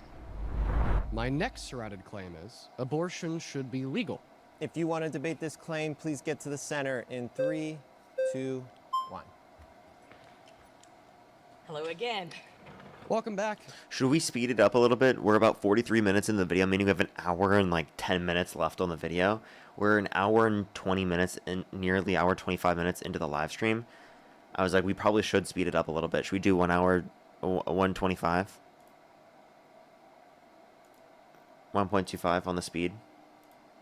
Mike's yours. I'll let you take it away. Okay, well, I have a question for you. Okay. Do you believe in equality? Well, I mean, I think that's a very vague question, but generally, of course. Okay, so if you do, then all humans are equal, correct? No, I don't think that all humans are equal, and I don't think you do either. Oh, I absolutely think that all humans have a right to life, liberty, and the pursuit of happiness. So she thinks zygotes are equal to newborn babies. So if she was in a burning building, she would rather save 2 zygotes over 1 newborn baby. I wish Dean would have asked that question. Really? It's part of our Bill of Rights. Okay. And if you actually love our Constitution and our Bill of Rights, Yeah. then you would believe what I believe. Well, I mean, it says people, but small distinction there. I want to ask you a question. Is it murder for a doctor to pull the plug on a brain dead patient in the hospital? Some people actually write what they want done. You know, they say, hey, if I become brain dead, then pull the plug. Yeah, but for instance, if they don't do that, okay, like, for instance, I haven't done that. If when I leave the set today, I get into a nasty car accident, I get T-boned by a drunk driver, I go brain dead. Okay, would it be murder for like my family to tell the doctor at the hospital, well, because he's brain dead, let's just go ahead and pull the plug? Would that be murder? I honestly, you're talking to someone that is very skeptical of doctors, okay? And even they talk about brain. Skeptical of doctors. That is so ridiculous. She denies science. Brain dead people that weren't actually brain dead. True. So that's why I always leave up to everything to God. So when I die. Okay, so she thinks it's murder to pull the plug on individuals in your family that are deemed brain dead? Is when I die. I wanna so clarify. I actually don't want to be killed. But now, if you're on all these machines to keep you alive, if it's months and months and you're not getting better, then you're using machines to keep you alive. But they're still alive, and you still don't think it's murder to kill them. So you actually don't think that all humans have this intrinsic right to life? And by the way, I never said no. You don't speak for me. Again, I just told you I don't believe in doctors. Okay. So I don't go to the hospital. I have a very like that's insane. I have not gone to the hospital in a long time. Okay, well I hope. Ooh, that's not a good thing. That's not a good thing. That's a horrible thing to argue, and it's going to lead to more people being in harm's way. To argue that it should be like deemed as like you shouldn't listen to doctors, I think is fucking crazy, because they obviously are the most informed to be able to make these types of determinations in typical circumstances. So like to say that you don't accept doctors at all is absurd. Like it just ask them basic questions. Do you accept the effectiveness of vaccines? Do you think not just do you accept the vaccines? Oh, here, I need to put it up on maximum. I've literally not had it on max quality the whole time. That's actually brutal. Like, do you, like, if you had broken an arm, would you go to the doctor?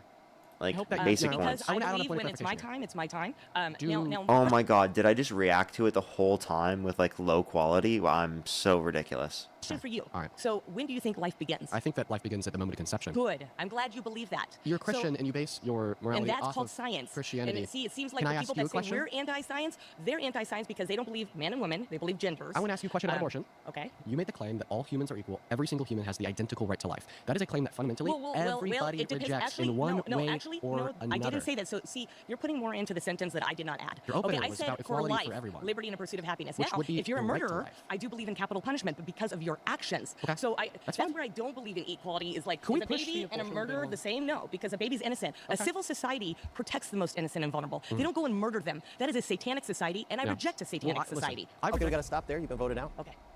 If you want to be the next debater, please get to the chair in 3, 2, 1. Hi, Tish. Hi, nice to meet you. Nice to meet you as well. Why should abortion be illegal? Well, let me ask you something. Abortion is legal here. What procedure do you prefer?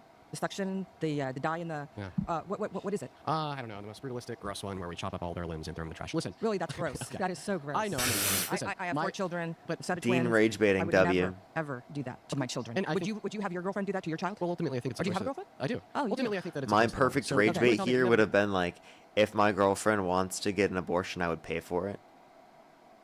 And then I would ask her if she thinks I should go to prison for that. Oh, dude, I would have loved to have been able to do that.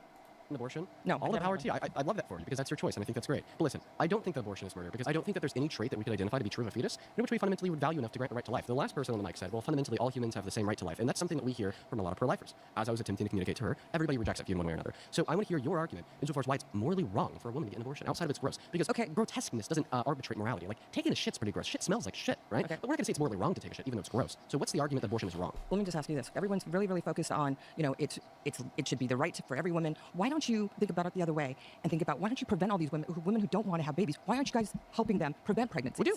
I agree we should. Yes, we 100%. should. We need access to comprehensive sex ed in schools. We need free and fair access to in schools? Yeah, of At course. what age?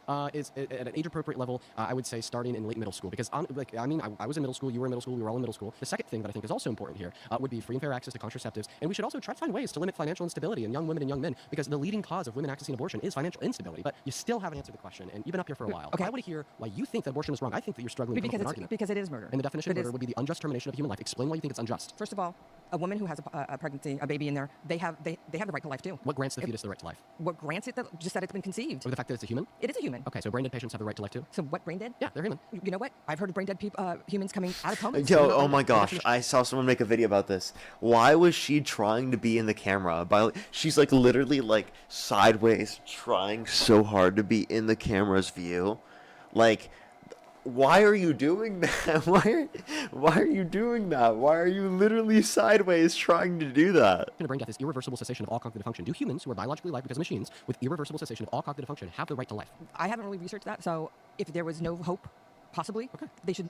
I mean, that's not my decision to make. That's a family member's. Okay, so you think it should be up to the choice of the family to kill a human. You know what? That doesn't have the right to life. mean. So you don't think that all humans have if they're the right to life. brain dead, but if they're brain dead, are they really alive? Yes, biologically they are. You know what? That's a determination that I would have to take with a medical doctor. Say the same thing about women for abortion. Then. No, I don't believe that a woman has that even right. That a woman should be able to get abortion here in California. Yeah. No, Okay, we have to pause there. You've been voted out. Thanks for your time, Tish. Okay, if you want to be the next debater, please get to the center chair in 3, 2, 1. Hi, Dean. I'm Anya. Nice to meet you. Nice to meet you. So I couldn't hear a lot of what you were kind of saying a while ago, but what were you saying was brain dead people about if they should be unplugged? Well, I brought up a brain dead patient as a counterexample to the claim that, well, the reason why it's immoral, the reason why it's murder to kill a fetus is because the fetus is a member of the human species. Yes. So brain dead patients on a biological level. And they should not be unplugged. And I think actually any argument anyone makes for a brain dead patient to be unplugged is actually coming from the doctors who want to harvest organs and to promote the organ donation industry culture.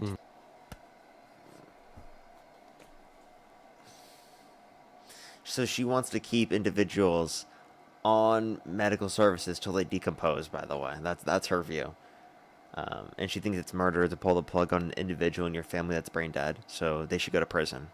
And I think that any kind of promotion that even manipulates families into And by the way, unplugging she also their thinks that all the families just want to promote that too, apparently. They want to promote the harvesting of organs. brain dead relatives is also immoral. Yeah, I think we agree. We agree on that. And so organ harvesting aside, if a family wants to unplug a brain dead family member because it's the end of the road, that is moral. That would be murder? Yeah. But I think the doctor, it would be murder from the doctor in the same way that... So you truly think it's murder to kill any member of the human species? What about a zygote? That is also murder. So if I kill a unicellular organism, I'm a murderer? Do you think that all murderers should go to jail? Human zygotes, it's about humans. So do you think that all murderers should go to jail? All murderers should be put under trial and tried. But if they're truly murderers... So if I slapped a zygote on camera for TikTok and YouTube content, should I go to jail? It's like, that's an uncontestable Then fact. yeah, they should be put to death. They should be put to death. I do believe in the death penalty. Wow, okay, so here's the thing. I should be put to death? Oh my gosh. Do you know what an IUD is? Yeah. So an IUD, an intrauterine device, in some circumstances, I already know where you're gonna go will with this. allow for conception to occur, Yeah. but then it will implant, then it will prevent the implantation of the now conceived The zygote. purpose of the IUD Can you is please to allow me to prevent finish? implantation. If it leads to death, Yeah. then it's not. Then it didn't fulfill its purpose. It went beyond that. That's a secondary purpose. So the main purpose of an IUD would be to prevent conception, but when that fails, the secondary purpose is to then prevent its implantation. So if a woman knows that sometimes IUDs will allow for conception to occur, then they kill that conceived zygote, and they still yet choose to be sexually active, then inevitably they conceive a zygote, and it dies I because think of the that IUD. when people Under your have view, they're a IUDs murderer. implanted, it is not for anything beyond just the prevention, not... Says modern evidence shows that both copper and hormonal IUDs primarily prevent fertilization by impairing sperm function, by blocking sperm from reaching the egg, and altering the reproductive tract with very high effectiveness before an embryo ever forms. They also induce local changes in the uterine lining that can, in rare cases, make implantation less likely, but major reviews conclude that post-fertilization effects are a minor last-line mechanism that not the main or routine way IUDs work. One point that I have to make in this is that this is completely in accordance with comparing it to engaging in sexual action, whether or not you have a developed responsibility because of it. Because in most instances, you do not have a child from engaging in sexual intercourse. Most instances, it's not true. Especially if someone's using contraceptives. In most instances, it's like a last line mechanism to rely on an abortion. So, like, I realistically, like, I don't see the relevant distinction within that respect, because what we're questioning there is whether or not there's an obligation, right, or a moral responsibility that is established, okay, and, like, that's going to be, in the situation, true regardless. If it's for the IUD, right, even if it's in a small amount of circumstances, that doesn't matter. You're using this, even though the primary function is to prevent fertilization, it still has this secondary function of working that way. Whereas for intercourse, you have the primary function of engaging in intercourse for, well, whether it be emotions, love, pleasure, whatever you're engaging in. And then there's also like this, like the secondary, like, or not even secondary, even like further than that function of it leading to pregnancy. So like I think it's both comparable within that respect. It is not done for the murder of any kind of implanted because zygotes. it's a secondary purpose and function of the IUD. If a woman knows that, then she's agreeing to the culpability of possibly having her actions yield the death of another person. Yeah, based upon their argument, by the way. Okay, and under your view and hopefully mine, that would be murder, given that the person that she's killing through her actions by secondary But order that was not is the valuable. primary purpose of the IUD. Well, if I buy a gun with the primary purpose of going hunting, but then one day I get really mad and I use it to kill my neighbor, okay, I'm still a murderer. No, if the I buy primary my car purpose for of the the gun primary is purpose to of shoot. Your primary better purpose is example hunting. Your secondary purpose by a better example that is a car. argument was to shoot that If I person. buy a car to get from point A to point B, but then one day I get drunk and I use it to like wipe out a family of 5, am I a murderer? Yes. Even though I think it's more clear that like if I intend to engage in intercourse specifically for pleasure, love, etc., but it inevitably leads to pregnancy, do I have an obligation or a moral responsibility to provide, right, for that pregnancy, right? That's the question. They would say yes. Okay, well then, it sounds like they're arguing then specifically when you're utilizing an IUD that because you have this off chance that it possibly can lead to the ending of the zygote or embryo, that you're going to be deeming it as murder. Right, because of the fact that there was this small chance that you have a responsibility to uphold a prevention of. In the same way that they're saying that you are supposed to prevent that as to why you have a causal responsibility for pregnancy.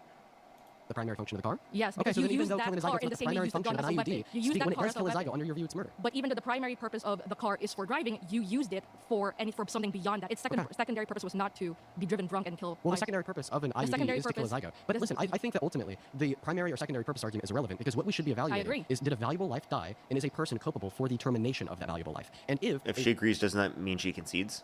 Valuable life died, and a person is culpable for the termination of that because it valuable was life, used only and for its was not primary justified, purpose then of it's murder. preventing the pregnancy in the first place. Okay, so I just want to clarify. You don't think in all scenarios when an individual terminates a valuable life unjustifiably so, and they are culpable for said termination that they're a murderer, well, then you're just completely redefining what murder even is by introducing the abstract nuance of this quote-unquote primary or secondary purpose You're the one argument. who brought that up At the end of the day, the fact of the matter is, in many scenarios, What? women will get an IUD knowing that in many cases, the IUD will lead to the death of a conceived zygote, and they will know it will lead to that in many scenarios, then they will still choose to be sexually active, and then the IUD will kill. Under your view, that would mean that that woman is culpable for murder, therefore under your view, that woman should be executed. You kind of said a We have lot. to pause there. You've been voted out.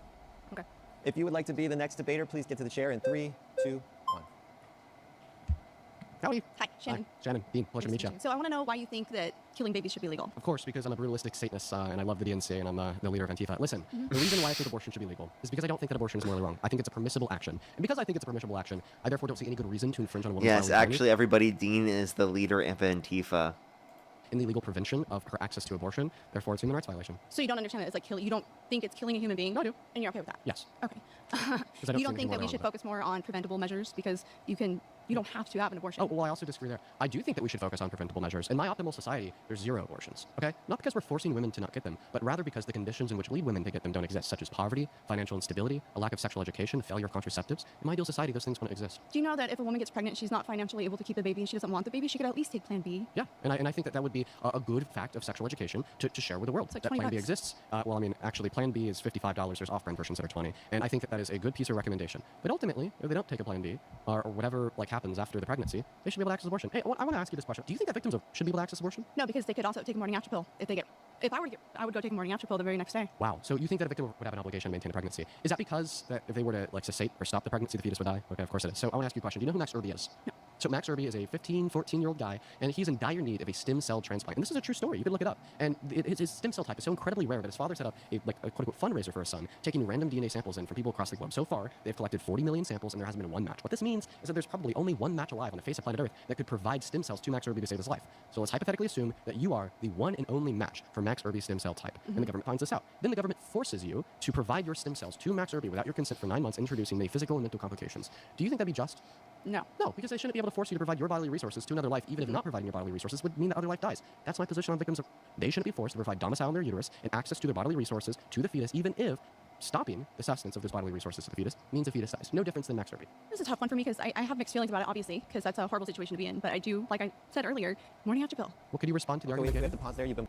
I just think it's a ridiculous thing to argue in that scenario, and she's also pivoting around the idea that she's not willing to address. Like, if someone's past that point where they can't utilize this or it's not available to them, would they be should they legally be able to access an abortion after that point? And obviously the answer is yes, and that's what she was arguing specifically in this situation. I saw a bunch of pro-lifers making videos about this, specifically saying like, oh, this isn't actually analogous, Gene, because like they didn't cause these circumstances, but like Dean was criticizing someone who thinks that someone who specifically has been assaulted should be forced to go through a pregnancy. Something that you could bring up in response to a situation like that is that, like, oh, someone is a sperm donor specifically, but they never signed any agreement changing or moving any sort of obligation, and they, like a bunch of years down the line specifically, are the only person that would match or to be able to give a kidney to their offspring. Should they be legally obligated to give up a kidney to their offspring? Most people would say no, they're not. They shouldn't be legally obligated to do so. Even though you could argue moral obligation for some people would argue that. I wouldn't argue either. And that would then entail that if you don't believe that someone should be forced to give up like an internal bodily resources such as a kidney, that's a lesser obligation than being forced to go through a pregnancy and the internal bodily resources, psychological negative impacts, physiological negative impacts, financial negative impacts that happens to a person specifically who is pregnant. So like it's a harsher obligation for pregnancy. So obviously if you think that someone shouldn't be forced to give up a kidney, why would you think that they should be forced to go through a pregnancy? Voted out. Hey, listen, I appreciate you for the respectful dialogue. By the way, I want to tell you I respect you a lot. I saw when you cried for Charlie Kirk. You actually have us all. Have a good one. If you want to be the next debater, please get to the chair in 3, 2, 1. Hello, I'm Georgia. Georgia, pleasure to meet you. You said that you work Bro, for- Hassan was so weird for trying to make a joke out of that, by the way. Like, I actually thought that was such in bad taste, I'm not gonna lie. Like, trying to make, like, a joke out of that, be like, oh, Dean's gonna be treated so badly and negatively like that. Honestly, I felt like a lot of Hassan's reactions were in bad taste. He calls us, like, debate pervs. It's really cringe. Based upon his argument, wouldn't he himself be a debate perv because he wants to review and look over the content because he likes the owns and wins that come from it? I think that we engage in debate for good communication to get people to see arguments that they can use against members in their own family, to educate people on these issues, to start conversations. And I feel like arguing that it's just like we're like debate pervs is like such a fucking redundant way of trying to trivialize everything that we're doing in terms of providing the communication and conversation. And to say that he doesn't think it's beneficial and then to react to it, I think is a bit hypocritical. Like, if you're going to be going around saying debate pervs, it might be like not as a literal thing, but like it's this general thing that he applies towards debates that at least I think is prevalent. It's really weird. Life org? Yes, I do. Very, very All right, interesting. let's talk about it. Do you guys So- focus on like Oh, preventative? apparently this person runs a pro-life org. So let me run this back, actually. You actually have us all. Have a good one. If you want to be the next debater, please get to the chair in 3, 2, 1.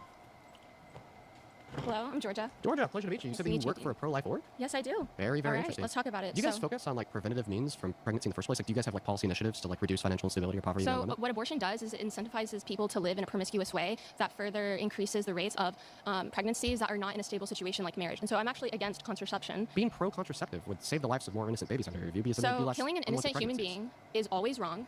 Abortion kills. Let's just be clear. Like, I wanted to push more on that point. Yes, getting rid of contraceptives, banning contraceptives, being against contraceptives will lead to more abortions happening because more unplanned pregnancies leads to more abortions happening at a more likely chance. Because unplanned pregnancy leads to abortion, or is one of the fundamental causes of why someone would need an abortion in the very first place, or wants an abortion, is because of the situation being unplanned. So if you're going to ban contraceptives to be against that, then you're okay with more people inevitably that are going to die because of it. So supporting from a legislative perspective a ban of contraceptives will lead to more abortions happening, and therefore under her view be deemed as wrong. So like, even from her perspective, it should be deemed as wrong if her goal is to reduce the amount of abortions that happens. But her goal isn't to reduce the amount of abortions that are happening or to save the lives of the individuals specifically in this context, but it's rather to force people to go through pregnancies.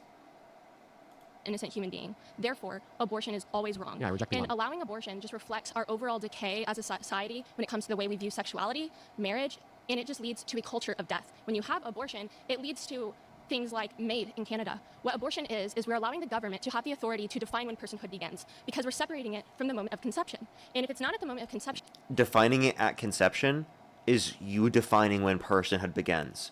Acting like it's not the definition of a personhood argument is absurd. It's not just like the natural position is that it is just established at conception. Nope, that's how you personally have defined it.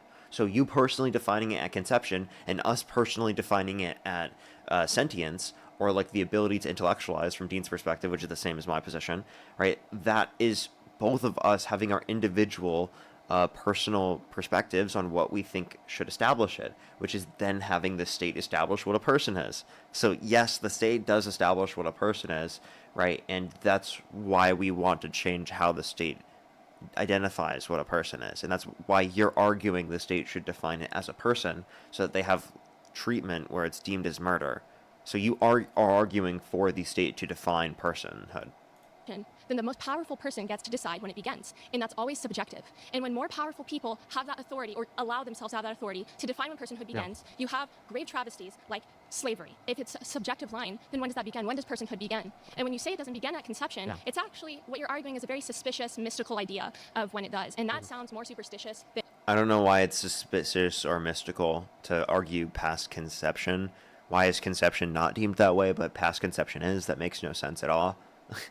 And I don't know why she's going to make this comparison to Christianity. Well, thank you for your comment. She made a comparison to Christianity. It's not a harder thing to accept than Christianity, to accept that sentience is the basis of personhood. I see no argument for that. I'm confused. About your syllogism, I'd reject P1. I don't think it's always wrong to kill an innocent human being. To intentionally kill an innocent human being, you don't think it's always wrong to intentionally kill an innocent human being. Like I've said. Why? The way that I would respond to this is by saying it's not a human being, because I define human being and person in the same notion. But if you're defining human being just to be any human cellular life, well, then you can say that it's going to be in reference to brain dead individuals, which she would have to then define as murder for individuals who are brain dead, which she likely wouldn't. The last 5 guests, I mean, we do that to brain dead patients all the time. Okay, so that's to withhold care from them. That sustains their life. Okay. That's different than intentionally going there and killing them. Okay, so then you're on board with the abortion pill, withholding the progesterone supplied through the umbilical cord that would sustain the life of the fetus. I'm completely against the abortion pill. But it's just withholding care that would sustain the fetus's life. It's different though in nature because what we're doing... No, it's not. Both of them are preferring preventing the resources from going to the entity that requires them to live. Is what occurs in the uterus is solely for the service of the fetus. The uterus does not exist to serve the woman; they exist to serve the child. What abortion is I just think that's also not true. There are specific medical reasons that could also provide benefits in some certain situations, especially from an evolutionary standpoint, in terms of hormones that people could point to. But even regardless of whether or not that's true, that doesn't mean it only should be used for a fetus or that someone should be forced or obligated to go through it. it's just the actual destruction of that child. It reflects the destruction of our idea of parental duty. Parents have a duty to care for their children. What's your question? My question is, let's just like envision a hypothetical of like a 9-year-old girl getting impregnated, and we know that pregnancy is not going to kill her. Per your syllogism that you gave earlier, it seems to be the case that you'd argue it would be wrong for her to get an abortion. Is this true? Abortion only continues to perpetuate violence, the cycle of violence. It only increases the trauma to that child. And what we would do, we would still try to minimize the trauma of pregnancy for that 9-year-old. I am completely against abortion in all cases, period. And that's the consistent pro-life stance. Wow. What about when it's like the life of the mother on the line? Okay, so that's nonsense. What we have is we have C-section. And so what if it's before the life viability? of that simply does not happen. That simply What is if a it lie. did? Would you be okay with it? There's no what ifs. Listen. It's a good question. Even the fact check fact checks this. It says the statement that abortion is never medically necessary before fetal viability is false. Serious or life-threatening pregnancy complications can occur before fetal viability, and in some cases, doctors may determine that ending the pregnancy is necessary to save the patient's life. The pregnant patient's life, or in order to prevent serious harm. These cases are uncommon, but they do happen. So the claim here is established that she doesn't believe that they happen, so she thinks that abortion shouldn't be allowed to happen in any single scenario, including in situations where people specifically are going to die. So people should be legally forced to die, right? Not even to save the fetus, not even to save the embryo. Just for no reason. That's her view. That's fucking sick. That's disgusting. And the fact that anyone would reason themselves in this position is absurd. It does not By the way, happen. it does absolutely happen. Okay, our medical technology is so sophisticated today. Can you just answer the This question? Would you be silly okay with idea it? that there is a black and white, the life of the mother. The technology we have today is where we can operate on fetuses, and the child can continue. If a medical professional determines that a pregnant woman... We do not have viability at all points during the pregnancy. That's ridiculous. Will die if she doesn't get an emergency C-section or abortion. Okay, then do the emergency C-section, Dean. You just proved my point. No, I didn't. Yes, I did. Because it's before viability. Okay, when's viability? Viability is based on technology. I'm going to go ahead. Changes. It is. Yeah, but technological advancement hasn't led to viability being at 0 weeks. It's currently the earliest we've ever seen is a bit after 20 weeks. I just want to ask my question. One day viability might So be the question that the I'd first like trimester. the question that I'd like to ask you is... So that doesn't change what viability is established medically right now. Let's assume a woman is pregnant. It's before viability, per the technological innovations and standards in America, because that's where we live. When does personhood begin, Dean? I'll happily When does answer it your begin? question. When if I should think abortion be personhood- legal? So I think that personhood He's already established at sentience and the ability to intellectualize. Ends around 20 through 24 weeks with a thymocortical That's when connection. So personhood emergence of a begins? mind. But my question is, if there's a woman that's pregnant, it's before viability, per like the technological innovation in America, and a doctor tells her that she needs to get an emergency C-section or abortion. It doesn't matter because either way it's going to kill the fetus. And the doctor says if she doesn't get this emergency C-section or abortion, then she's going to die. Would you be okay with her getting one? I just interested. It's I want to see where your ideological underpinnings fall. So I noticed how that's one of your debate strategies. You corner us into these questions. I'll answer your question. Thank you. So what doctors do is they take an oath that says do no harm. Was she not asking him questions? So she's just mad that she got cornered in the argument and checkmated because she has an absurd position. Doing an abortion not only does obvious harm to the child by killing the child, You but didn't it answer the actually does a question? lot of physical trauma to the mother. Yeah, let's it does trauma a the lot of child trauma first. to the uterus. And not only that, but many women end up being suicidal after abortion. Yeah. But regardless of that, Can you answer the we question, have though? this very backwards view of the technology that we have now. There simply are not cases where women need to get abortions in Notice order how to she's save not their answering life. the question. Because it's not a scenario that actually exists. A lot of Well, these then doctors I are highly committing implore medical you to do your malpractice, research. and they're actually lying because they So have an agenda. They if it were to happen, would you be okay That's with that not woman getting an true. abortion? Wait, so she's saying that Absolutely not. That Jubilee's lying because they have an agenda, by the way. happen. So if it did, you wouldn't be okay with her getting an abortion? That's cases in insane. which- Fuck. see, we're Okay, talking we got to about- pause there. We're kind of at an impasse. We've also run out of time, so we're going to move on. My next surrounded claim is Donald Trump is a terrible president. All right, if you want to debate this claim, True. get to the chair in 3, 2, 1. Hi. Hi, welcome back. Yeah. I don't know, let's see. Donald Trump is a terrible president because he slept his way to the top. No, I actually think that. Remember that? That was Well, brutal. Hey, listen, well, floor's he didn't yours. do that, Why do you so- support Trump? I think that he has done. You know what's crazy? People in this episode do not want to shake Dean's hand when they first see him. Like, they don't go up to him and shake his hand. Like, I feel like in all the episodes that, like, I'm in, people are always shaking the hand of the person. Like, it's a basic sign of respect at the beginning of the conversation. That always happens at the beginning. It's so funny how many people are not. And ironically, it's hilarious that Dave Rubin went on to this after his episode and was like, "Oh my gosh, I'm so scared of people who at the episode who were going to attack me or whatever, be violent towards me." Like when people were like literally shaking his hand. But in Dean's episode, he was never scared of that. But yet people are obviously showing him more hatred than anything that Dave Rubin ever experienced. And he's obviously done a lot of things. I can't say he's a perfect person, but I do think he has done things to benefit us. What is one macroeconomic indicator that's better off today than it was a year and a half ago under Biden? Closing the borders. So that's not a macroeconomic indicator. Yeah, a macroeconomic indicator would be... No, closing the borders is not a macroeconomic indicator. Macroeconomic indicators would include real GDP growth, real median wage growth, unemployment, inflation, things like that. Something like GDP growth, unemployment, inflation, jobs reports, by definition, a macroeconomic indicator Job growth, is just simply a gauge that we could use to determine the health of the economy overall. So yes, again, absolutely. Think about GDP growth, inflation, like wages, well, so on and health so of the forth. economy, if I can dive into that. One indicator that's better off today than it was a year and a half ago under Biden. The amount of drug use and fentanyl in society has gone down miraculously because he has closed the border and illegal drugs are no longer allowed to come in. Not an economic indicator. And also this was declining prior to Trump getting in office. You understand the question I'm asking you? Yeah, I do, and I'm answering it. So the amount of people that use drugs... No, you're not. You're not answering it. An economic metric. He specified what economic metrics. How does that have to do with an economic metric that's better off? In society could, of course, influence macroeconomic variables. Like if everybody was... That's actually something that both Sauger from Breaking Points and Tim Pool did. Like, they, when reacting to my Dave Rubin clip, were like, Dave Rubin can't answer this question, right? He could have just said something about border crossings. But, like, I specifically said economic indicator, and I specifically mentioned things like GDP growth, unemployment, inflation, etc. So, border crossing numbers going up or down is not a change of economic indicator. Could that influence economic indicators? Yes, if you're making that argument that it influences economic indicators. But that in of itself is not an economic indicator. So they're just showing their lack of understanding of the economy. It's really funny. Up all the time, nobody could go to work, right? So therefore, the macroeconomic indicator of like unemployment would be really high. Okay, so it's not directly the macroeconomic indicator, but rather it's an influence of the indicators. So directly, what is one macroeconomic indicator that's better off today than it was a year and a half ago? Keep it in mind that macroeconomic indicators are things like inflation, GDP growth, wage growth, real median wages, unemployment, job reports, so on and so forth. Same thing. I'm going to go with drug use. Stop, dude. Dean was so nice and literally explained everything, and she just kept going in on the same point. Why did she keep doing that?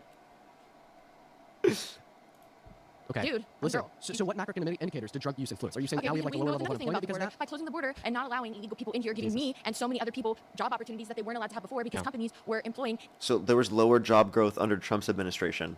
Please, Dean, address that. Illegal immigrants, just like the weed farm in California that Newsom was directly supporting. They had children at the age of 9 years old illegally here working for them. Those people are no longer allowed here, giving job opportunities to others. That is benefiting the economy. Okay. Period. So is that why we added the lowest amount of jobs? I don't think Newsom supports child labor. To the economy in 20 years, ignoring recessions last year under Trump? Is that why we had the highest level of unemployment since the pandemic? Is it not opening opportunity? Yeah, it's not. The reason why mass deportation... It is actually, it is. The reason why mass deportation... So again, those metrics are worse off in terms of job growth and unemployment. He just referenced that, and she's not addressing the fact that he was asking for an economic metric that's better off. So even if you are making the argument that those numbers are made better off because of this, it still doesn't mean that Trump has made any of those overall metrics better off. Doesn't open up job opportunity in America is very simple. Because ultimately, undocumented immigrants is a demographic like since he got in office. Productive. They pay over $100 billion in taxes and those jobs are now open for real level, Americans and they pay in $1.1 through $1.7 trillion to the GDP annually. And according, they actually don't. Have you ever met an illegal immigrant that pays taxes? I'm sure you haven't. So my source is the IRS. Do you think the IRS is lying? Absolutely. I'm sure they can lie about statistics all the time. So Donald Trump's IRS is lying about how much... It's not Donald Trump's IRS. Well, that's what the IRS is saying today. Who's the president? No, well, the statistics came in from years ago. You've used that since the last time we were here. Do you know who Scott Bessent is? No. He's the administrator of the IRS. Do you know who he was appointed by? Donald Trump. And Scott Bessent and the IRS under Trump still report that. And listen, so you don't believe that removing a certain population can allow opportunities for others to come in. You realize I have family that are refused opportunities, healthcare, and other resources due to the fact that it's oversaturated by people who do not have a citizenship here, and by closing those borders and not allowing. So her family can't get access to job opportunities and healthcare. Okay? So Republicans are significantly worse for expanding access to job opportunities, not only because we can point to economic opportunities relating to jobs becoming worse off since Republicans got in office, but if you look at since the beginning of since the end of the Cold War, around 1991, we've had 3 Republican, 3 Democratic presidents. There's about 3 million jobs added under Republican presidents and like 46 million under Democrats. So Democrats historically have significantly better job growth numbers because they're carrying over all of the growths from the losses and the recessions that existed under the Republicans. So we can point to countless things. Plus, they also love the big beautiful bill, even though that cut people off their access to health insurance. They also support Trump, even though he had no health care plan for over 10 years. Concepts of a plan for health care, even though Democrats advocate for universal access to health care, which countries around the world have adopted, which have nearly half as much the per capita cost, per individual cost of healthcare expenditure, and have better average health outcomes. So, like, the issues that they have specifically with wait times for elective procedures are a better issue to deal with than the issues we currently have, where 130 million Americans are struggling with medical debt, 45 to 68,000 American lives lost every single year due to lack of health insurance, right? And the system that exists right now where people aren't able to get access to the adequate need for health care that they need. If you want to expand access to jobs programs, that's what the Democrats were doing through the Bipartisan Infrastructure Bill, the CHIPS and Science Act, the Inflation Reduction Act. All of those things extend access to jobs. Plus, the big beautiful bill cutting things through Medicaid and food stamps cuts jobs as well, whether it be at grocery stores, whether it be specifically at places where people are going to be buying this food, or whether it be at rural hospitals, right, specifically for care. A bunch of rural hospitals are shutting down because of the people who are cut off. There's been a report recently, around 5 million people have already been cut off so far. So that's what the data is indicating right now.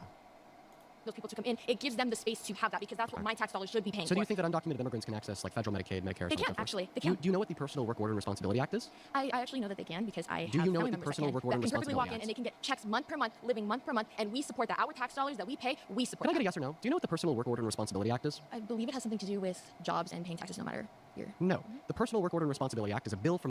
And we support that. Our tax... This is 1996. Congress passed the Personal Responsibility and Work Opportunity Reconciliation Act and the Welfare Reform Law associated with the phrase ending welfare as we know it. It ended AFDC as federal cash welfare entitlement and replaced it with TANF, a capped block grant to states with work participation rules and a 5-year lifetime limit on most federally funded cash assistance. The law also sharply restricted many non-citizens' access to federal benefits, public benefits, including limits affecting some lawfully present immigrants. dollars that we pay, we support Can I get a that. yes or no? Do you know what the Personal Work Order and Responsibility Act is? I believe it has something to do with jobs and paying taxes no matter year. No. The Personal Work Order and Responsibility Act is a bill from the 90s that strictly limits and prohibits any type of federal public welfare benefit And from being not given everywhere follows to the law, obviously. undocumented Here in California, we have- immigrants. I'm going to continue to speak. There was one slight addendum to this with Obama's EMTALA, which just says that undocumented immigrants can get life-saving emergency care if they need it. But the point is, when you suggest that undocumented immigrants are reliant on these federal systems of And they benefit, are, anyway they from are. Medicaid to Medicare to Section 8 to food stamps, they're not. It is They literally are. They illegal for them to absolutely collect are. those benefits. And they do anyways because listen, states like by- California allow it. So we pay for it. you're I believe. confused. No, I'm not Well, you're confused. I know So that. she's not arguing federal funds are being used this way. She's arguing state funds. And I'm pretty sure through Medi-Cal, undocumented immigrants can get benefits who are going through the process of asylum, which is a legal process for immigration. So just to clarify, it's not just people who are in the country that aren't going through any sort of legal process, at least to my understanding. And I think also Dean doesn't understand what Medi-Cal was, so I think he goes into making some point about Medi-Cal, but he just doesn't know about that, which is totally fair. There's a Exactly, I difference know between exactly what I'm talking limited state level benefits and federal benefits. So you're right. But it still happens on some level. Can you acknowledge that? In 10 over 50 states. It says at federal level, undocumented immigrants are generally barred from core safety net programs such as regular Medicare, Medicaid, and CHIP, Medicare, SNAP, SSI, TANF, and ACA marketplace coverage/subsidies, with limited exceptions such as emergency Medicaid reimbursement for emergency care for people who would have otherwise met Medicaid rules. Some states use state funds to fill parts of that gap. California expanded full-scope Medi-Cal to income-eligible residents regardless of immigration status, including adults 26 through 49 as of January 1st, 2024, and nearly 1.7 million undocumented immigrants have reportedly enrolled. However, California has since moved to freeze new full-scope enrollment for many undocumented adults starting January 1st, 2026. These are state-defined, state-funded expansions, not separate federal safety net system. Yeah, so it seems like it is applicable to undocumented immigrants and anyone regardless of immigration status to be able to apply to individuals who are seeking asylum or going through the process to seek asylum, because inevitably there would be no basis to be able to make a distinction from the state's perspective, which it seems like they are freezing for new full scope enrollment. Undocumented immigrants have the limited ability to collect... Again, state funding, not federal funding again, by the way. nets. still is an ability, and my tax dollars in California are paying for it. Yes. Well, actually, Can their we agree tax on dollars pay for Absolutely. it because they pay $100 billion per year in taxes, and they subsidize you. And people like my brother with disability that truly need those things are being cut. They're completely different systems. They're being absolutely. So does she think that Republicans are going to fund disability programs to a greater extent because people with disabilities have been harmed by the Trump administration and things have been underfunded because of this? Individuals through the Big Beautiful Bill are disenfranchised who are disabled that rely on these particular social benefits, individuals that have not yet qualified for disability. So Republicans are the ones that make it harder for that. Not. Yeah, they are. Nope. What's Medi-Cal? Medi-Cal. My brother gets Medi-Cal, and they also get No, Medi-Cal. it's specifically Yes, they do. a benefit for undocumented immigrants. No, my brother literally just got something in the mail that says Yeah, Medi-Cal's not specifically just for undocumented immigrants. Medi-Cal. Your brother's on Medicaid. No, on he's the not. state He's on level. Medi-Cal, Listen, honey. Medi-Cal's expanded Medicaid for the state of California. point that I'm trying to make here. I'm filing for a conservatorship. They're technically both right there. I would know exactly what he gets. point that I'm And trying to it's getting make cut day by day because of the oversaturation, the overpopulation of people we don't even know exist. It's getting cut because of the fact that... Wait, let me just clarify. Medi-Cal, which is a program that exists in California because of liberals, something that does not exist in Republican areas, she's mad that it might get cut. So she's benefiting off of, and her family is benefiting off of liberal social policies, and then she's also claiming that Republicans are doing better for this when they don't have these in their states. And we are paying for them. So do we not acknowledge that by closing the borders, like I'm going to go back to my point, just like you like to do with everybody else, I'm going to go back to my point that by cutting that population off and allowing more space for Wait, by the opportunity- way, if you're getting Medi-Cal, you wouldn't get that in a Republican state. So just to clarify, it sounds like it's very potentially the case that if you are on Medi-Cal and you wouldn't get it in any other state, specifically because of the fact that this is California, then that would then mean that, again, since you're benefiting from Democratic programs and you wouldn't get those in a Republican area, you can't say that Republicans would be preferable for addressing this, or that because they're funding undocumented immigrants getting access to this, it means they don't have funding for your brother because your brother's on a program that exists in California that doesn't exist in Republican states.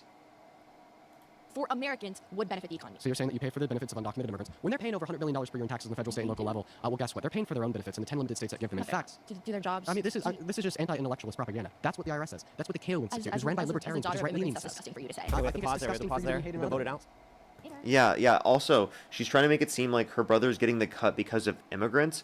No, the cut is happening because of the fact that the federal funding has been cut, so the state has to make up for the lack of federal funding. So that's why cuts would be happening. All right, if you want to be the next debater, get to the chair in 3, 2, 1. Hi, nice to meet you. Hi, ma'am. It's nice to meet you. Nice to meet you too. I want to talk to you about my point of view as a Mexican, American, Jewish. I'm not saying Trump is perfect, but I'm saying the reason I vote for him and I would vote again. First of all, I want to touch the point that she said about borders, but not about the people. I'm talking about the drugs and the traffic that is coming from my country. Mhm. And it's from my government, because Mexico has a narco government. You know who's the only one who has the guts to go right now and deal with I wish I can't speak. I wish Dean would have addressed the fact that Donald Trump pardoned the ex-president of Honduras that trafficked over 400 tons of sea drug into our country and was convicted of that in 2024. the president, Trump, because the other administration didn't do it. No. Who went to bring Venezuela, Maduro, to the jail? Trump. And this is affecting United States. No. I mean, I'm not saying everything he's doing is great. Yeah. And I'm Jewish, so I support Israel. Who is the only one who supports Israel? Trump. Otherwise, I don't know how we're going to be right now. Oh, Anyway, yeah. God's help. Let's support a state that's committing... Now, he isn't the only one that supported Israel. It's one of the criticisms we have of the Democratic Party. And by the way, his level of support for Israel is a reason to not support him. Here, I'm going to speed up the debates a little bit because I want to make sure I can get through everything and have a little bit of time after. We're nearly at 2 hours, by the way. Genocide well, don't talk about it because Palestinians that- in Lebanon. And let's make sure to throw $1 billion a day at a war that's killed 13 of our servicemen and women for another state, per the testimony of Joe Kent. Listen, This is the here's first my point. ally I wanna of the respond- United States. I wanna Is respond to the first Israel thing. is the first ally of the United States. So you Yeah, have the right to listen. support Israel. And you know what? God said to Abraham, I will bless whoever bless you, and I will curse whoever curse you. Yeah. If you want to be blessed, and this country needs to be blessed, needs to bless Israel first. Yeah, Every single even the country prophet. every single country who has been cursed Israel is, look how they are This is now. religious You know, psychosis. it's not religious. It's genuinely It is religious what it is. psychosis. Do you You're see how saying- Chavez ended? listen, He cursed you're saying- Israel from the you are saying- he said it. You are saying... And he's dead. Okay, yeah, we have to bless the ethnic expansionist, genocidal terroristic state, or else we're all going to be cursed and die. I want to respond to the first couple claims that you made, specifically on topic with Venezuela and the border. So who brings in 70 to 80% of the drugs into this country for the homeland of Mexico, Colombia, Venezuela. Who's bringing them? Who's supporting them? It's Mexican country, and I'm sorry to say it. I love my country, but my government. 80% is U.S. citizens. Okay, thank you for your response. So 70% of the drugs sold in America, brought into America, are by citizens. Why do I bring this up? Because when we say that undocumented immigrants are the issue, they're the people that are just bringing all these drugs across the border when they come here. Says there's no comprehensive federal statistic assigning the percentage of across all DRU, US, all supply chains, all routes. What federal data does show is narrower. Most interdicted F drug is stopped at official ports of entry, where CBP carries. CP says cartels primarily smuggle it in vehicles driven by U.S. citizens, and 84% of people sentenced for federal drug trafficking were U.S. citizens in the latest U.S. Sentencing Commission quick facts data. Similar data shows 81% of all federally sentenced drug trafficking offenders were U.S. citizens. That supports saying U.S. citizens play a major role in drug trafficking cases. Like women and kidnap children, commit all these violent crimes, is nothing more than the demonization of the demographic. I never said all the undocumented people are the one who bringing to become citizens. And that's why you I'm not telling you he's doing everything perfect. I never said that. I'm talking about the borders that we have more than 2,000 miles border with Mexico, and that's where they came the drugs, and that's where they came this trafficking. I don't listen. People trafficking through legal ports of and entry for the most weapons. part. Killing our people in the streets right now. Once again, a vast majority of the drugs brought across the border are brought in by citizens through legal ports of entry. And when I give you an explanation for this, it's going to make sense to you, because think about it. Okay, when a citizen is coming in through a legal port of entry, okay, well, nobody just has the innate rights per the state to pull them over, scrutinize them, check every nook and cranny of their vehicle. They should. Because of our constitution. But when they identify an undocumented immigrant, well, they already have an individual who's capable of breaking federal law, so then they have all the rights in the world to detain them, arrest them if they need to pat them down or check their vehicle. And that's why a lot of the drugs that come to this country will come to citizens. But I think my larger point here is I don't think that Donald Trump has secured the border. I think that the reason why we've seen such a drastic decline in undocumented entry has nothing to do with proactive long-term border policy, but rather to do with fascism and human rights abuse. There are people in this country that are getting illegally deported and then tortured in places like Secot. Executive Order number 14160 attempted to unconstitutionally reclassify citizens as undocumented immigrants to be lined up and deported by the DHS. We were watching people like Alex get murdered and brought in by ISIS. Let's just let Dean cook. Foster care liaison. When all these kids in cages, that was not true. I was there. They called us for an emergency meeting looking for families to support these kids. Meanwhile, they were reunificated with their families. Reunification with their families. Yes, it was not true that was in cages. That was just the media what they wanted to portray. So is your argument that Executive Order number 14160 doesn't even exist? What I'm saying is the media want to say what they want to say because they have already, But this is coming from the media. Where you vote now? All right. All right, if you want to be the next debater, please get to the chair in 3, 2, 1. Hi, welcome in. I think we should start this off a little bit. I know, I'm talking to you while you're standing up. Hi, okay. I'll slow down. What's your name? I'm Katia, but you can say Tia. It's a lot easier. Well, it's a pleasure to meet you, Tia. Thank you for being here. Listen, I say we start this conversation off a little bit differently. Can I tell you why I think Trump is a terrible president? That's what I was going to ask you. I would love to know, actually. Perfect. Now, I'll break it down into 3 main categories. His domestic policy, his foreign policy, and his character. Okay? He is the worst president of my life, the worst president of your life, and the worst president of the lives of every single person sitting in this circle. Let's start by evaluating his character. He's a 34-count felon, adjudicated rapist, boasted about performing the naked bodies of beauty pageant contestants, depicted black people as monkeys on his truth social, was sued in the 70s for refusing to rent to black people because he thought that they were quote poor. And there's about a billion other things I could say because of the time we clock will keep it concise. We look at his domestic policy. There's not a single macroeconomic variable that is better off to damage Trump than was a year and a half ago under Biden. GDP growth is down. We got one of the worst jobs report in modern American history last year, adding only 170,000 jobs to the economy after adding 2.2 million to Biden in 2024. We see that unemployment is up. We saw 1.3 million layoffs. We see the highest increase in the price of gas in 1 month since the Vietnam War in 1967. Foreign policy is a disaster. He said he was going to end Russia's invasion of Ukraine on day one. He didn't. He said he was going to bring us closer to our allies. Now they all hate us because we impose unconstitutional legal tariffs on them. He said he was going to be the president of no new wars. So they started a new war towards Iran just to deflect away from the Epstein files. And this holistically is why I think that Donald Trump is a terrible president. For people who are watching the YouTube video, by the way, if it's too quick for you, I recommend moving to 0.5 speed whenever I'm playing it and I'm not speaking. It'll be a little bit easier, and then you can swap it back and forth. It might be a little bit easier to do that way, but honestly, we've reacted to most of the videos so far. If there's anything specific, I'll make sure to stop. The mic and floor yours. Okay, thank you.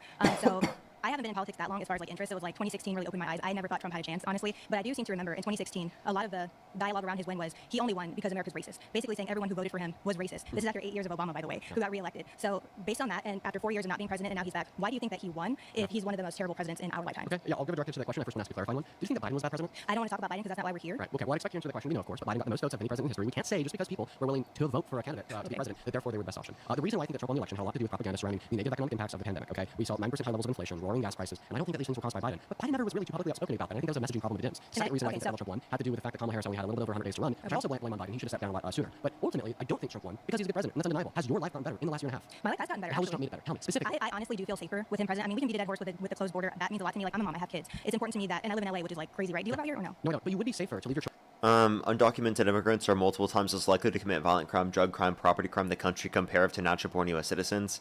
So it's definitely absurd to argue that like it's more safe because of Trump's policies relating to that. Plus, crime was already on a downward trend in terms of violence.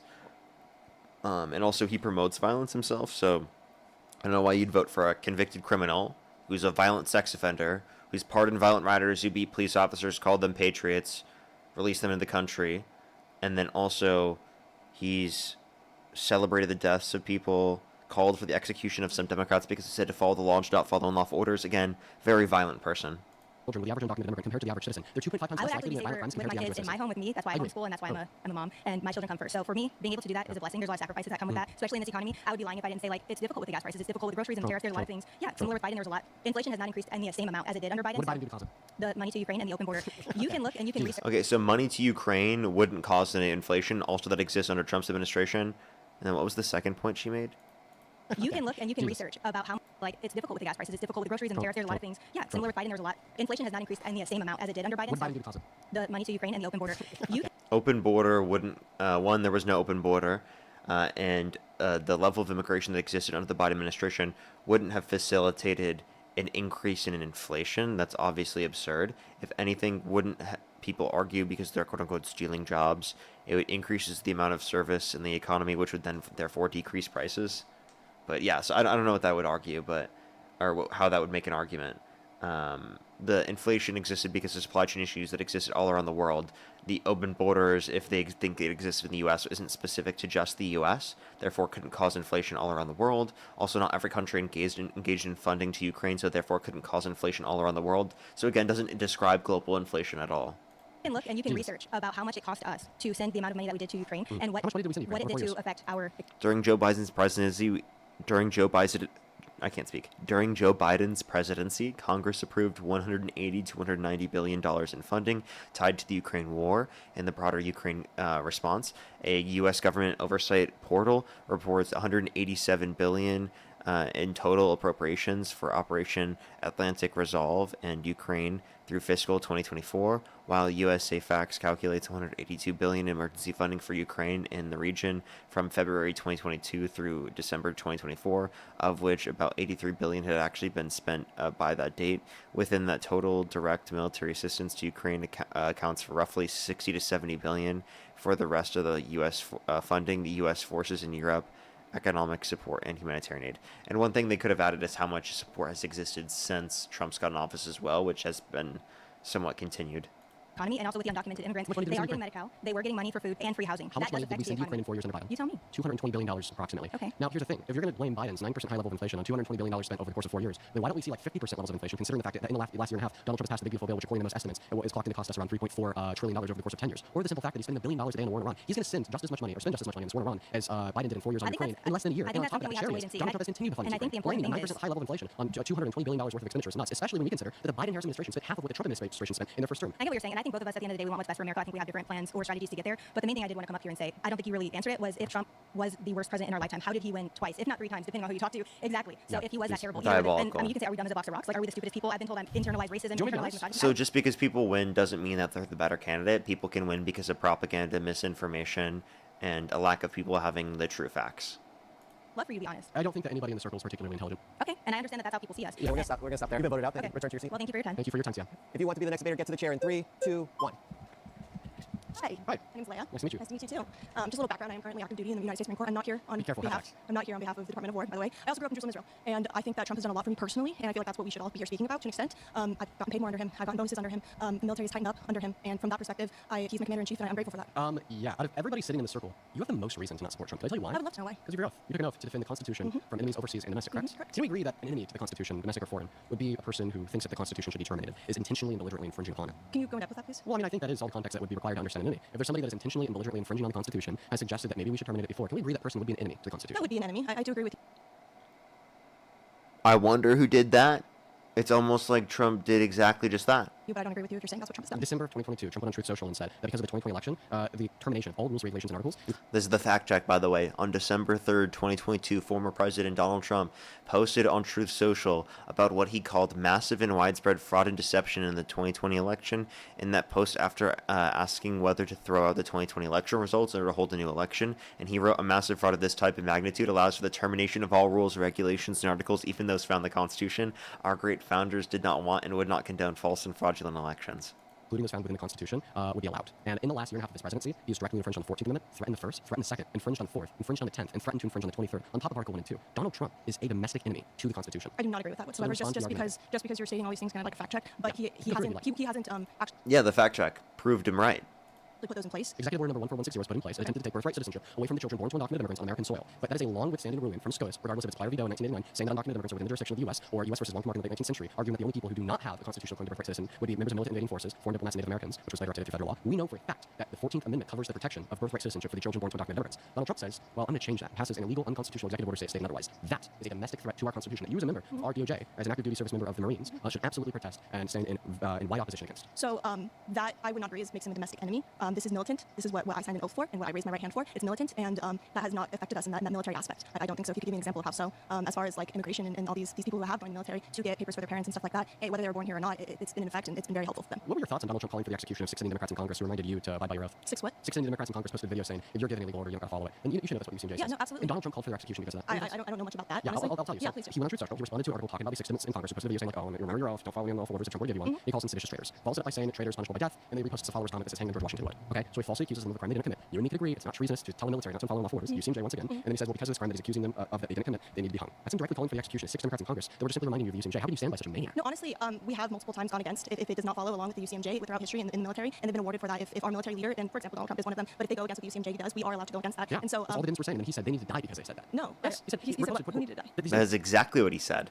The fact check includes in November 2025, after 6 Democratic lawmakers with military or intelligence backgrounds released a video telling service members and national security personnel to refuse illegal orders, Trump attacked them on Truth Social as engaging in seditious behavior from traitors, and wrote in a follow-up post that it was seditious behavior punishable by death. And he also reposted more than a dozen comments from supporters, including one saying, hang them George Washington would. Wow, dude, these fact checks are brutal.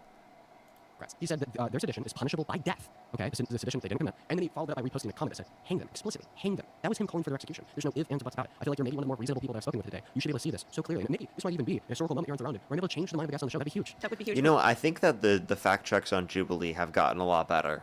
I think they're really solid right now. You know, I'll look into that point about the dendrites and I'll ask Dean about his source, because I'll have to check, because the fact checks have been really solid. What's going to happen, but it's not. Oh, my We're goodness. out of time. We have to pause there. My final Surrounded claim is Donald Trump doesn't give a shit about any of you. If you want to debate Dean's claim, get to the chair in 3, 2, That's 1. such a funny topic. Hi. Hi, Dean. Okay, well, I think that my claim here is clear. Donald Trump doesn't give a shit about anybody in the circle. What I mean by that is just Donald Trump generally doesn't care about women. He's a very misogynistic asshole. Promises made, promises kept. Opposite. Number 1, he's got more women on his cabinet than most presidents did. And he's fired, what, 4 of them? Doesn't matter. I think it does. If they don't perform, you fire them. Promises made, promises kept. Like the promise to release all of the Epstein files, which he didn't do. Like the promise to repeal and replace the ACA, which he didn't do. Like the promise to build the wall and make Mexico pay for it, which he didn't do. The promise to end the Russia-Ukraine war in 24 hours, which he didn't do. The promise to do no new wars, which he didn't do. The promise to reduce electricity prices by 50% within a year, which he didn't do. The promise to reduce grocery prices, which he didn't do. The promise to reduce housing prices, which he didn't do. The promise for Doge checks, which he didn't do. You see a pattern here? Pam Bondi did nothing. Yeah, she was a terrible AG. Exactly. Yeah. She did, and he didn't like that, so we fired her. Yeah. I think that she was a terrible AG for preventing the release of the files. I digress. I'm interrupting you. Sorry, Well, and he pardoned the J6ers, like he said he would. Yeah. And now he created a weaponization fund, which I think is great. And he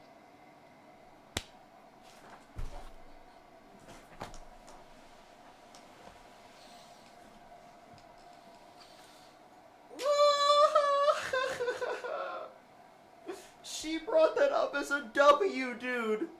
What are you talking about, dude? What are you talking about? What?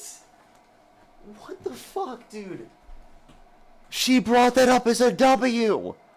Okay, I need to slow that down for a second. Did she actually just say that? Hi, Dean. And he forego all his money, which is thing. Yeah, she was a terrible AG. Exactly. Yeah. She did, and he didn't like that, so we fired her. Yeah. I think that she was a terrible AG for preventing the release of the files. I digress. I'm interrupting you. Sorry, Well, go ahead. and he pardoned the J6ers, like he said he would. Yeah. And now he created a weaponization fund, which I think is great. And he forego all his money, which is $10 billion. So creating a weaponization fund to give money to the people who he pardoned on January 6th. She brought that up as a fucking W. Let me just be clear. That's a W under her book, is creating a weaponization fund for the people who did the attack on our capital and our democracy which, by the way, some of them assaulted police officers. She has a cross, and she's arguing for the pardoning of people who committed violence on January 6th, and then also creating a weaponization fund to give them money. And he took 1.7 billion, 1776, to give to the people that refused to take shots, that were fired because they didn't want to get the vax, that were targeted by the Biden DOJ, grannies that were thrown in prison, people that literally just stepped foot on the Capitol grounds and were thrown in prison for years. Yeah. No tax on tips, no tax on Social Security. Those are just deductions, which, by the way, are supported by Democrats in a very small portion of the overall bill, in the big, beautiful bill, which, by the way, mostly goes to the rich and wealthy, cuts over 10 million people off their access to health insurance through Medicaid, 2.5 million people off their access to food stamps on average every single month, and over 420,000 kids off their access to free school lunch and breakfast on average every single month. So if you're okay with cutting children off their access to free school lunch and breakfast to add $3.4 trillion to the debt and to give most tax breaks to millionaires and billionaires, and you get your little piece of the bill that agrees with that, I don't understand how you could be in support of that. And the lowest prescription prices that we've ever had. Okay. Safe borders. He didn't facilitate that, by the way. Let's just clarify that. He's done everything he can to undermine that. More child trafficking. Okay, listen. She thinks that they're preventing child trafficking when the administration is not releasing all of the Epstein files, even though legally obligated to do so. And the president is a violent sex offender who was credibly accused by a minor in the Epstein files who got a settlement with the Epstein estate for her accusations against Epstein relating to sexual abuse and trafficking, which he then made specifically an accusation against Epstein that Epstein trafficked her to Trump. He cares about us. Let's start with that 1.8 billion. And the DOJ tried to scrub the interviews associated with those allegations to hide the information about that, and still has yet to release the conclusions associated with those interviews, maybe because they indicate possible or potential guilt on behalf of Donald Trump or implication of Trump. $1 million slush fund. Yeah. You said it was his personal money. That's not true. It's funded by the taxpayers. It's owed to him. Secondarily, it is an absolute disaster. Just like all the money comes from taxpayers. It's crazy that our president is willing to give $1.8 billion to people such as the J6 terrorists. Well, they're not terrorists. Well, I mean, I think they are. For instance, there were 176 people who were criminally convicted of deadly assaults on police officers. Take, for example, DJ Rodriguez, who drove a stun gun into Officer Fanon's neck while Officer Fanon was on the ground getting beaten with metal rods. It's been proven. As the crowd First was of all, screaming, Lila grab his gun and kill him. And then DJ Rodriguez pled guilty to doing this in court after Officer Fanon's testimony and his body camera footage proved Are you familiar with Roseanne Boylan? She was beaten to death by an officer, Lila Morris. Okay, nobody talks about that. Ashley Babbitt was killed, shot in the neck. She was an unarmed woman, a military woman. There was no need for that. People went there peacefully and patriotically. Yeah, okay, and that's why they were screaming "Hang Mike Pence," right? Well, yeah, but nobody that I've was seen. that peaceful? There was a lot of infiltrators. There was over 300 FBI agents in there. Did she say nobody that I seen? Exactly. Who's that? Was she the person that was? I can't remember. I don't want to accuse someone of being a January 6er when they're not. I know that there was one person on the episode that was a pardoned Gen 6er. I don't know. She was arguing at least it was justified. So. FBI, right? Everybody says that. Who's president on J6? It doesn't matter. It does. I read about that the other day when Donald they said, Trump. I read that in Reddit. Who's and by the FBI? way, who did Trump pardon? Did he it was pardon under the Antifa Obama. infiltrators? It was under Obama. Obama was president on J6? He wasn't Obama. He wasn't president on J6. President Trump was. Oh my but God. Obama's the one who's been trying to persecute him. Obama. Yeah, but it was who was controlling the FBI under January 6th? It was Donald Trump then. So he pardoned the people in his own FBI that went against him? Obama, Biden, So since day Obama- one with the Russian dossier, yeah. So Obama infiltrated Trump's FBI. He's and the one, implanted- not just Obama, but all the leftists, all the deep state. My planned friend, that. you've lost Nancy The your leftists in the deep state infiltrated Trump's FBI and took it over. Wow. You know what? W leftists in deep state, dude. Nancy Pelosi. Then why? Well, listen. Here's the real Why didn't litmus they have test. National Guard? Well, apparently Donald Trump had the ability to call them there, and this He has been tried proven to. by a second term. According to Donald Trump's Did second you not term, hear- he doesn't need to try to send the National Did you Guard. not He hear just simply Nancy can. Pelosi where But she I said want to it's do a my quick. fault? I want to do a quick litmus test on one of the claims that you made about all the J6 Antifa terrorists that were infiltrating the crowd I and caused havoc. actually know that there was over 300 people dressed up as So do we Trump agree that supporters. everybody who is criminally convicted on J6 has since been pardoned by Trump? I believe so. So Donald Trump pardoned Antifa terrorists, Um, and now he's offering them a lot $1.8 of them billion. didn't get charged, though. A Prove lot. How can you just get cooked like that? Jeez, she looked lost when Dean was asking that question.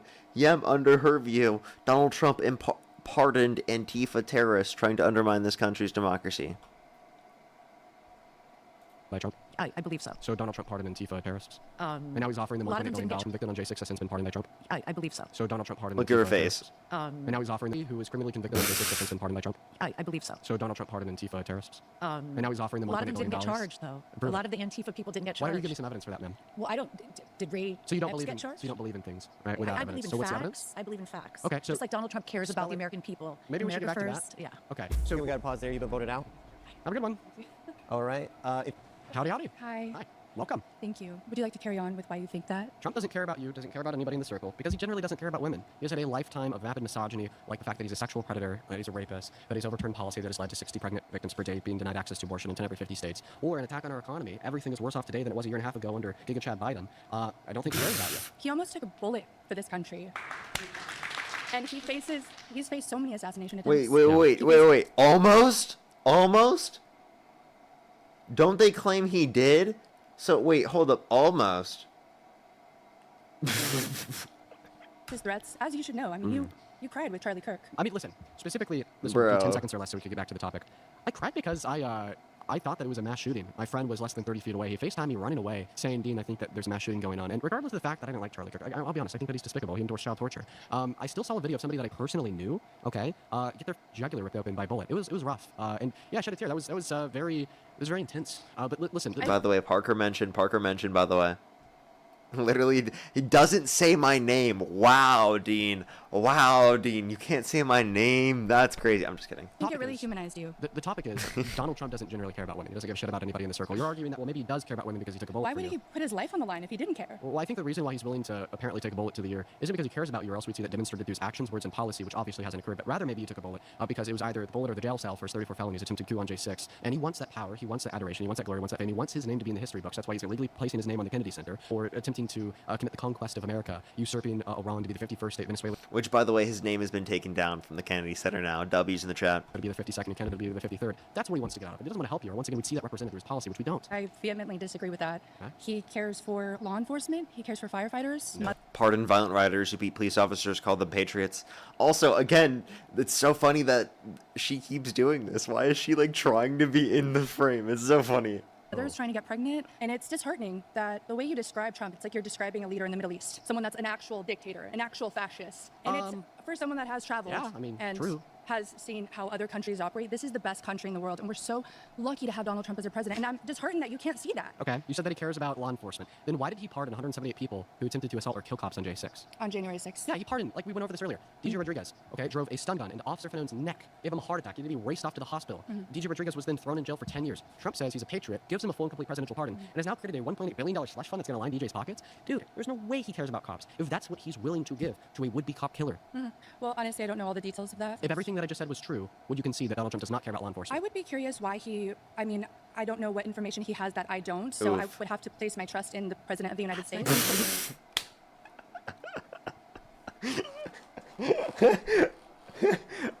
She would never say that for Joe Biden, by the way. Would never say that for any other person.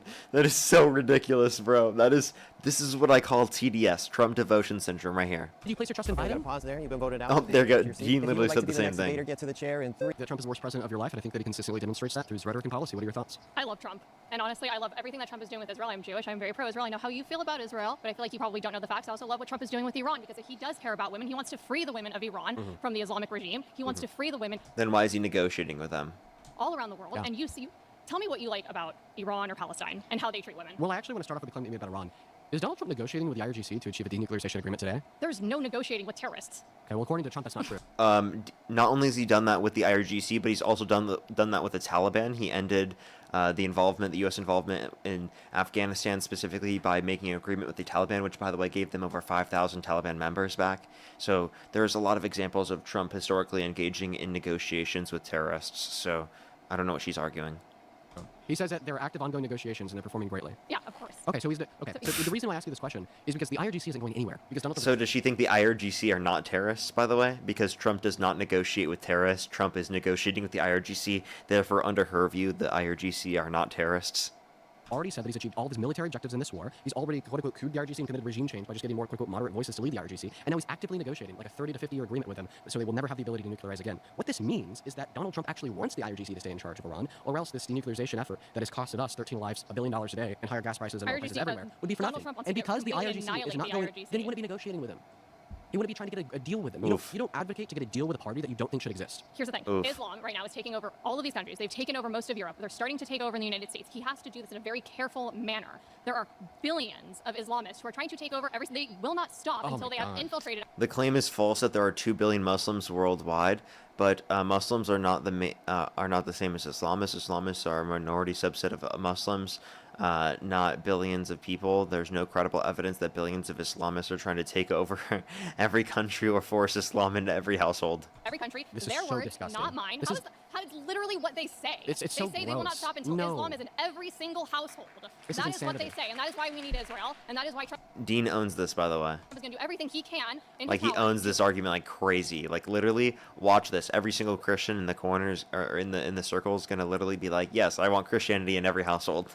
Annihilate the IRGC, which is what needs to happen. Jesus Christ. Okay, so first and foremost, if I could compulsorily puke on this table without getting you dirty, I probably would, because everything that you just said was legitimately disgusting. How is first that and foremost, disgusting? for you to demonize and turn all Muslim people alive. Not all Muslim, no, Islamists. You said that there were billions of Islamists infiltrating every crook and cranny of the world. They are. So I think have you traveled? Listen, I think that we When was the absolutely. last place you traveled to let internationally? me respond to what you said. Or have you gone to New York? I think where they're literally doing prayer in the streets? Yes, if you pray in public, then all of a sudden you're extremist. Go tell that to every Christian evangelical that put their hand on Trump's shoulder in the Oval Office on camera. It's different because it's another religion. Exactly. When it's about Jesus, no, listen to what I'm saying here.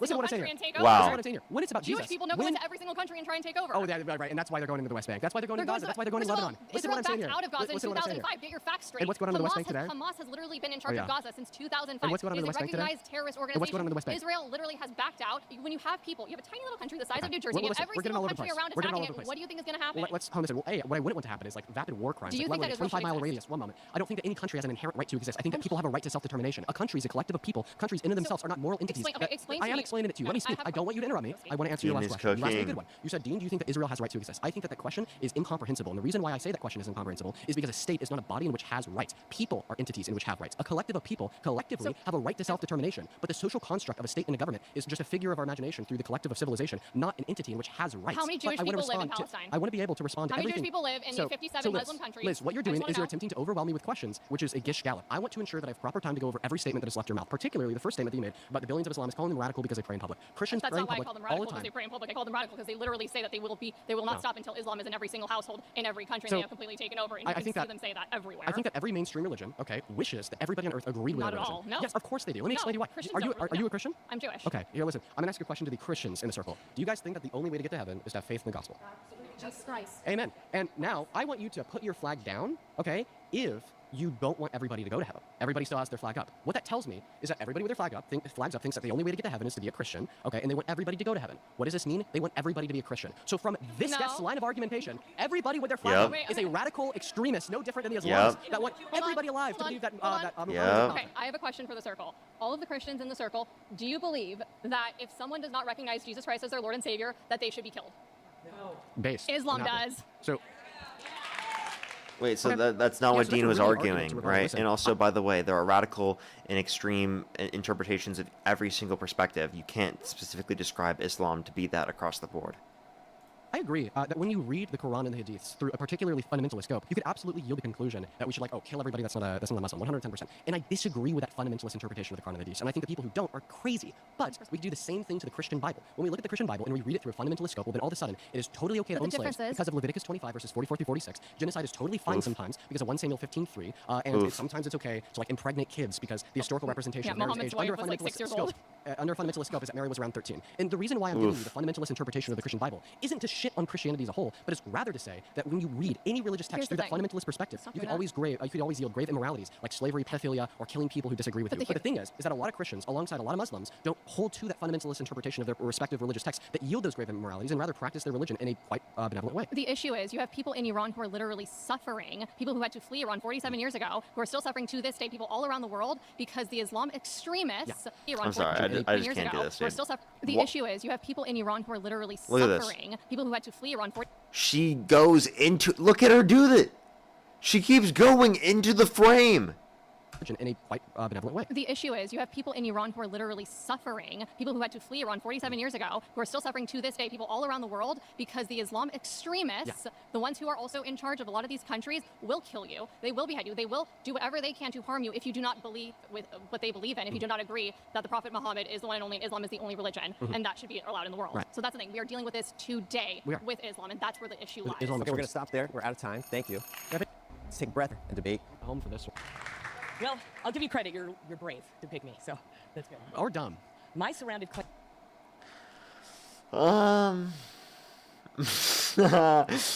To be debated. Claim is that Democrats sold our country out. Can I have an explanation of what you mean when you say that? Well, first off, their open border policies, sanctuary cities, which are completely unconstitutional. Thank God we have Sheriff Chad Bianco running for governor. Hopefully we'll eliminate that. They said Russia, Russia, Russia. Diabolical, diabolical. Chad Bianco is not eliminated. He has like the lowest conviction rate, dude. About President Trump? Well, who sold our uranium to Russia? And I love when Trump was talking to all of these European countries. He says, you guys keep screaming Russia, Russia, Russia. Why aren't you buying oil from us? Why are you buying it from Russia? So there's so many good things that Trump has done, and the Democrats have completely, I'm from Iran originally. The fact that Obama gave boatloads of cash to that evil regime. What has Trump done? He said with Vance that they would help if they accept the nuclear deal, get them $300 billion for funds for reconstruction from the Gulf states. That's boatloads of cash. They would get rid of the sanctions. That's boatloads of cash. Makes me so angry. So I love that Trump Does it make it angry? Does it make you angry specifically? I was gonna say, does it make you angry when Donald Trump does that? General Soleimani and a proxy guy in Iraq offed him because he killed 10,000 people, including women and children. Okay. So, a lot. Yeah. So I am so happy for him getting rid of the nuclear facilities, along with Benjamin Netanyahu, with the intelligence that they brought in and the weapons. And they're our only allies, and the liberals hate Israel. Yeah. This was it could have been World War III if we didn't get rid of this stuff. You and I might not be here the next 5-10 years. You should hate Trump then. Oh, I should love him because he just stopped World War III. He stopped the deep state from destroying this world. And that's what Marxists do. That's what Marxists do. They have no grip on reality. They have no God, and they don't understand what's actually going on because apparently Marxists can't be Christian, by the way. They're more concerned about men in women's bathrooms and their sports. Oh my goodness. What's a communist? Can you define that word? Yeah, it's somebody that thinks that we should not have our own private property. So the government gets to choose, which is, I don't want the government to be my mommy and daddy, okay? It's supposed to be a representative government, which is called a constitution. That was a ridiculous way to do it. Communism, stateless, classless, moneyless society. She's using private property in an incorrect way. Private property, yes, the private property would be abolished under communism. She just doesn't understand what that means. It means getting rid of the private ownership of capital. Republic. We are not a freaking democracy. Okay. Well, we're not a democracy. Yes. Go look at John Adams and what he said about democracy. So first and foremost, you weren't necessarily. It says fact check. The United States is a constitutional federal republic, which is also a form of representative democracy, where citizens elect leaders and power is limited by a constitution. In modern political science, the U.S. is accurately described as both. Communism is a stateless, classless, moneyless society. Now, on to your second point here about and did it work? Did it work? Have you watched Dr. Zhivago? Can I respond? So you said that we're not a democracy, we're a constitutional republic. Correct. So a constitutional republic would be a type of representative democracy. And what I mean when I say that is these two phrases are used interchangeably. Because under a republic, we have duly elected leaders that then represent the interests of the constituents of the nation. Under a representative democracy, we have duly elected leaders that represent the constituents of the nation. No, a democracy is minus a constitution and the rule of law. So, what? So it's basically, if you're saying a democracy, the 51% could go and kill off the 49%. That's called a direct democracy. What? Yeah, pure democracy. When Donald Trump said that he took a bullet for the American democracy, he was wrong? Well, he likes to use that word, I think, to reach out to the Democrats. Right? I believe he's wrong because I don't believe we're a democracy. I don't like the word democracy. Right. I have a twitch when I hear the word because it's just like it's democracy, hypocrisy, bureaucracy. I mean, it's just... Okay, now another claim they made there is that about the... You want to throw up? I want to throw up when I hear the word democracy. Yeah, MAGA. So, listen. Okay, you said MAGA like a swear word. Why did you say that like a swear word? Isn't that a good thing, make America great again? Well, what's not a good thing is saying that you're making America great again by taking healthcare away from 10 million low-income Americans like Trump did, taking food stamps away from 3 million low-income Americans. He got rid of the fraud in the healthcare. Can I speak? Yeah, but Thank you're you. lying right now. So I'll go ahead and restart, and I'll give you my sources at the end. Okay. Composure is important, ma'am. No, you're going to talk down to me? I'm your elder. You have respect for your elder. So, first and foremost, Biden is your elder, and you don't have any respect for him. Well, because he's an evil man. You asked me. No, he's an evil man. Okay, so maybe we think your views are evil. Maybe that's why we don't have respect for you. So, by the way, let's just clarify. She doesn't think that you should respect your elders because she doesn't respect Joe Biden. Cooked. Why do I use MAGA like a swear word? Because Donald Trump has used that phrase, make America great again, to represent actions like taking health care away from 10 million low-income Americans through the Big Beautiful Bill, per the reports from the Congressional Budget Office, which is ran by Republicans. Liberal estimates are a little bit higher, like 17 million people. Took food stamps away from 3 million low-income Americans through the Big Beautiful Bill as well. And according to the Center on Budget and Policy Priorities, he reduced the purchasing power of the average American making at or under $51,000 per year. He refused to abide by court order to pay out food stamp benefits for 12 million starving children in America during the last 12 days of the government shutdown. Okay, he's abused his power and privilege as the president to position himself above the law. One of the last things that you said when you were up on the last prompt was, oh, I thought everybody was above the law, except for Trump. Okay, a couple weeks ago, we woke up in a new America with a new system of justice where you and Trump could commit the same crime, tax fraud. You could be thrown in jail for it, and he can't even be investigated for it because of his deal with the IRS. And all of those things, when they are used to represent the claim, make America great again, absolutely do make MAGA a slur. It's embarrassing to be MAGA. I mean, get a grip, you guys, get a grip. And I said a lot there, I'll let you respond, but I have so much else to say. You know, like you were talking about, like how we need to prevent Iran from getting nukes. We're at a worse place with Iran today than we were 10 years ago, thanks to Donald Trump. Obama got us an agreement to prevent them from nuclearizing until 2030. Donald Trump tore it up because it has Obama's signature on it. And about the whole respect your elders thing. So you can't expect me to respect you because you're older than me. If you're going to turn around and call Biden a good American man with great domestic policy, one of the best presidents in modern American history, a crazy lunatic, evil man with a crackhead son, even though he's 30 years your elder. Ukraine. It's on record. He said, I'm not going to get, you're not going to get the $1 million loan unless you stop this investigation to Burisma, which his son was a part of and had zero experience. That's illegal. That's extortion. Why is he in jail? So he should be, but because the deep state, the judges, they have so much. They've infiltrated this country. I have so low energy after this video. Oh my god, this video was brutal to get through. I'm not gonna lie. This is like I can see why it was emotionally draining for Dean, because like I'm emotionally drained after this, bro. Because unfortunately, he doesn't get to pick which judge is used. And a lot of these judges are just evil. Why doesn't he he hasn't tried? There's been so many lies coming from your mouth. I'm like twitching over there. Every lie that I hear. You said people died on January 6th. I said that they tried to kill cops. No, they did not try to kill cops. It was self-defense. They were being attacked. They literally did. Patriots died that day. What? And you don't hear anything except for the one that got shot by the cop. Yeah. How about this? Can I ask you a question? There's 4 of them that died, and 0 cops died that day. 1 cop died the next day at 9:30 p.m. from a stroke. Yeah. So that was a lie. And I feel bad for people like you in your age because you're being indoctrinated with all this evil. You have no appreciation for life. You're willing to kill the most innocent and vulnerable. But if you were the baby in the womb, guess what? You wouldn't want to be aborted. You'd be like, Mommy, please save me, please. I don't even know what to respond to. There's just a bunch of, it was a big mess. Hey, listen, let's go ahead and start off with this. I want to ask you some general questions about your political beliefs because I believe that you hold them without much information. Name one domestic policy that the Biden-Harris administration influenced to get passed through Congress then signed into law that you don't like. Keep in mind, once again, policy is a bill passed through Congress and signed into law. So I don't know that. I just know what he How was many saying. amendments are there in the Constitution? How many amendments are there in the She doesn't know. You don't know how many articles? She doesn't know. How many continents are there? You know a lot of information, and I'll give you that. How many continents are there? Okay. Ma'am, how many continents are there? There's hundreds, but I can't There's remember. 7.